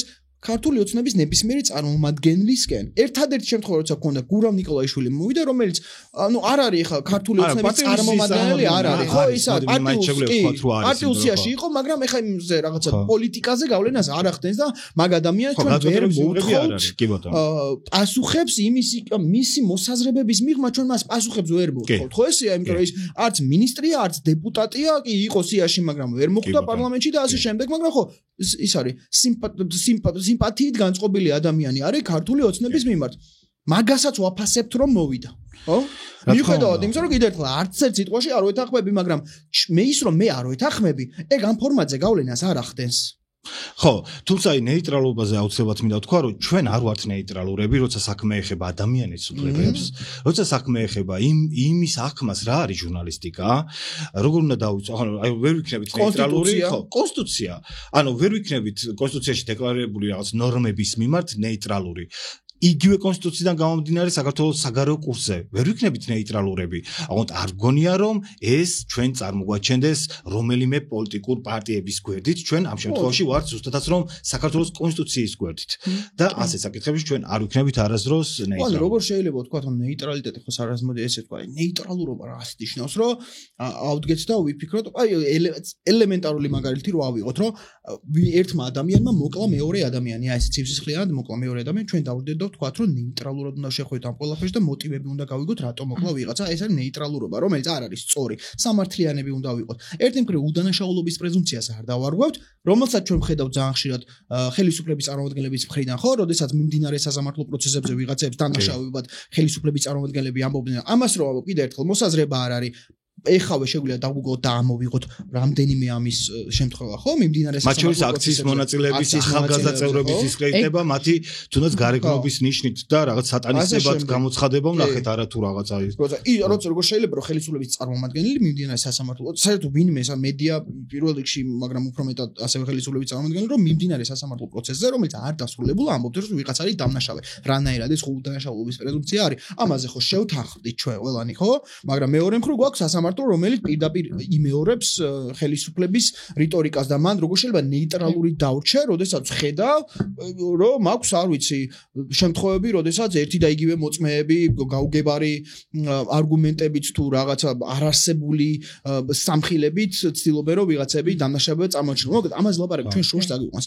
ერთი რაღაცა გვინდა რომ არ დასრულდეს ეს ფორმატი, მაგრამ რაღაცა მომენტში თუ არავინ არ ილაპარაკა, მართლა ყოველდღე გირჩი და თამარა ჩერგოლიაშვილი ხო არ გვეყოლება ერთს დავამატებ ხო რომ ეს დებატები რაც დავიწყეთ ყოველთვის ამის ამოსავალი წერტილი დებატების იყო რომ ყოველთვის ვალაპარაკებდით ფაქტებს და როდესაც მოდიოდნენ ჩვენთან მხარეები კონკრეტული ვუპირისპირდებოდით არა უფრო სწორად ვუდებდით ფაქტებს ვალაპარაკებდით ფაქტებს ვუპირისპირდებოდით მათ ამიტომ ეს არა მარტო დებატების ჩვენ 64-ის ხო ეს 64-ის რედაქციული პოლიტიკის ნაწილია და მაგასაც ვეუბნებოდით რომ როცა ამ დებატებში მოდიხართ თქვენ არ უპირისპირდებით ხო პოლიტიკურ ოპონენტს თქვენ უპირისპირდებით ფაქტებს და ეს არის ჩვენი ჟურნალისტური როლი რა კარგი იცი რა არის გავიდეთ მოდი ბოლოსკენ არ მინდა რამე ისეთი ცრუ რა ვთქვა ოპტიმიზმი შევქნა რაღაცა მოგეთ ამის მცდელობას გავაგრძელებთ კიდევ რა ან ეს კიდევ ერთხელ უნდა ვთქვა ძალიან ცხადად რატო ჩაიწერა ეს ეპიზოდი იმიტომ რომ მიგვაჩნია რომ ჩვენი აუდიტორია იმსახურებს რის გაკეთებას ვაპირებდით და რა მოხდა იმიტომ რომ ეს უარები შესაძლოა ცალკე გვაჩვენებდეს პოლიტიკური პროცესის ერთ სურათს სადაც პოლიტიკური ოპოზიცია არა თუ მარტო ხელისუფლება არა პოლიტიკური ოპოზიციაც კი საერთო ენას ვერ ნახულობს და აი ამ კრიტიკულ სურათში ამ სურათს თავისი ასე ვთქვათ შინაარსი აქვს ასე ხო მოგწერეთ რა ვიცი ხა ამ ვინც ნახავთ ამ გადაცემას რა პოდკასტს ალბათ რა ვიცი სხვა პარტიის ამომრჩეველი ხართ ხო და რა მოგწერეთ ან თქვენი აქტიურობა ძალიან მნიშვნელოვანია იმიტომ რომ თქვენივე ის პარტიები რომლებსაც თქვენ ხმა მიეცით ანუ ისაც აპირებთ რომ ხმა მიცეთ თუ საერთოდ არჩევნები გვექნება ხო ანუ ცოტა წნეხის ქვეშ თქვენ თუ აუდიტორიამ ადამიანებმა მომრჩეველმა წნეხის ქვეშ არ მოაქცია პარტიები ცოტა რთული იქნება რა და ჩვენც დაგვეხმარება როგორც მედიას ეს რომ უფრო ესეთი ზეწოლა ოღონდ ცუდი გაგებით არ რომ ზეწოლა რომ მათი მართლა მოვალეობა ანგარიშვალდებულება შეასრულონ პირველ რიგში კიდევ ერთხელ თქვენთვის ანუ ამომრჩეველი რომელი პარტიის გინდათ სახელისუფლებო პარტია ხელისუფლების რაღაც ქართული ოცნების და გინდათ ოპოზიციური პარტიების ამორჩეველი იყოთ ეს ზეწოლა მნიშვნელოვანი არის პარტიებზე რა ვიღაცებს როგორც ჩას ეს ზეწოლა არ ჭირდებათ იმიტომ რომ მზად არიან რომ თავიანთი ვალდებულება შეასრულონ და კიდე ერთხელ თამარ ჩერგოლიაშვილი ყავს და ეკაუნდიანი ამ შემთხვევაში სხვებს მეტნაკლებ სხვებს ეხა ყველაზე ხალხს ვერ გადაუსვამთ მაგრამ მე ვლაპარაკობ იმაზე ვინც გადაჭრით გითხრა უარი ან რაღაცა პირობები წარმოყვანა რომ კიდევ ერთხელ ასეთი სამი პარტია რაც ჩვენ დებატებს ვაკეთებთ ქართული ოცნება ლელო გახარია საქართველოსთვის ძალიან მწუხვარ მაგრამ ჩვენი ყველა, ასე ვთქვათ, მცდელობა და კომუნიკაცია ამ სამი პარტიისგან განსაკუთრებით, ასე ვთქვათ, ისე დასრულდა, ხო? და იმედია მომავალ უშედეგოდ. ჩვენ ხო, რა ვიცი. დიდი მადლობა რომ მოსმენთ. მადლობა და ნახვამდის. შენ არ გაქვს აფერი სათქმელი ბოლოს? თქვი რამე ამდენი ვილაპარაკეთ და ამდენი იშრობდე. ლაპარაკობდით და ხალი ბოლოს მას არ იღებს.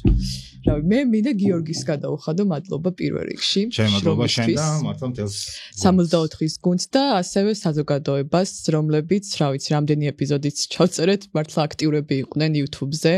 რავი, თავის ფიდბექებს წერდნენ, გვიზიარებდნენ, მოკლედ თავენ შეხეტულებებს და მადლობა მათ. და იმედია, რომ კიდე შევძლებთ და ესე ვთქვათ, საინტერესო დებატებით დაგვბრუნდებით. მადლობა. მადლობა.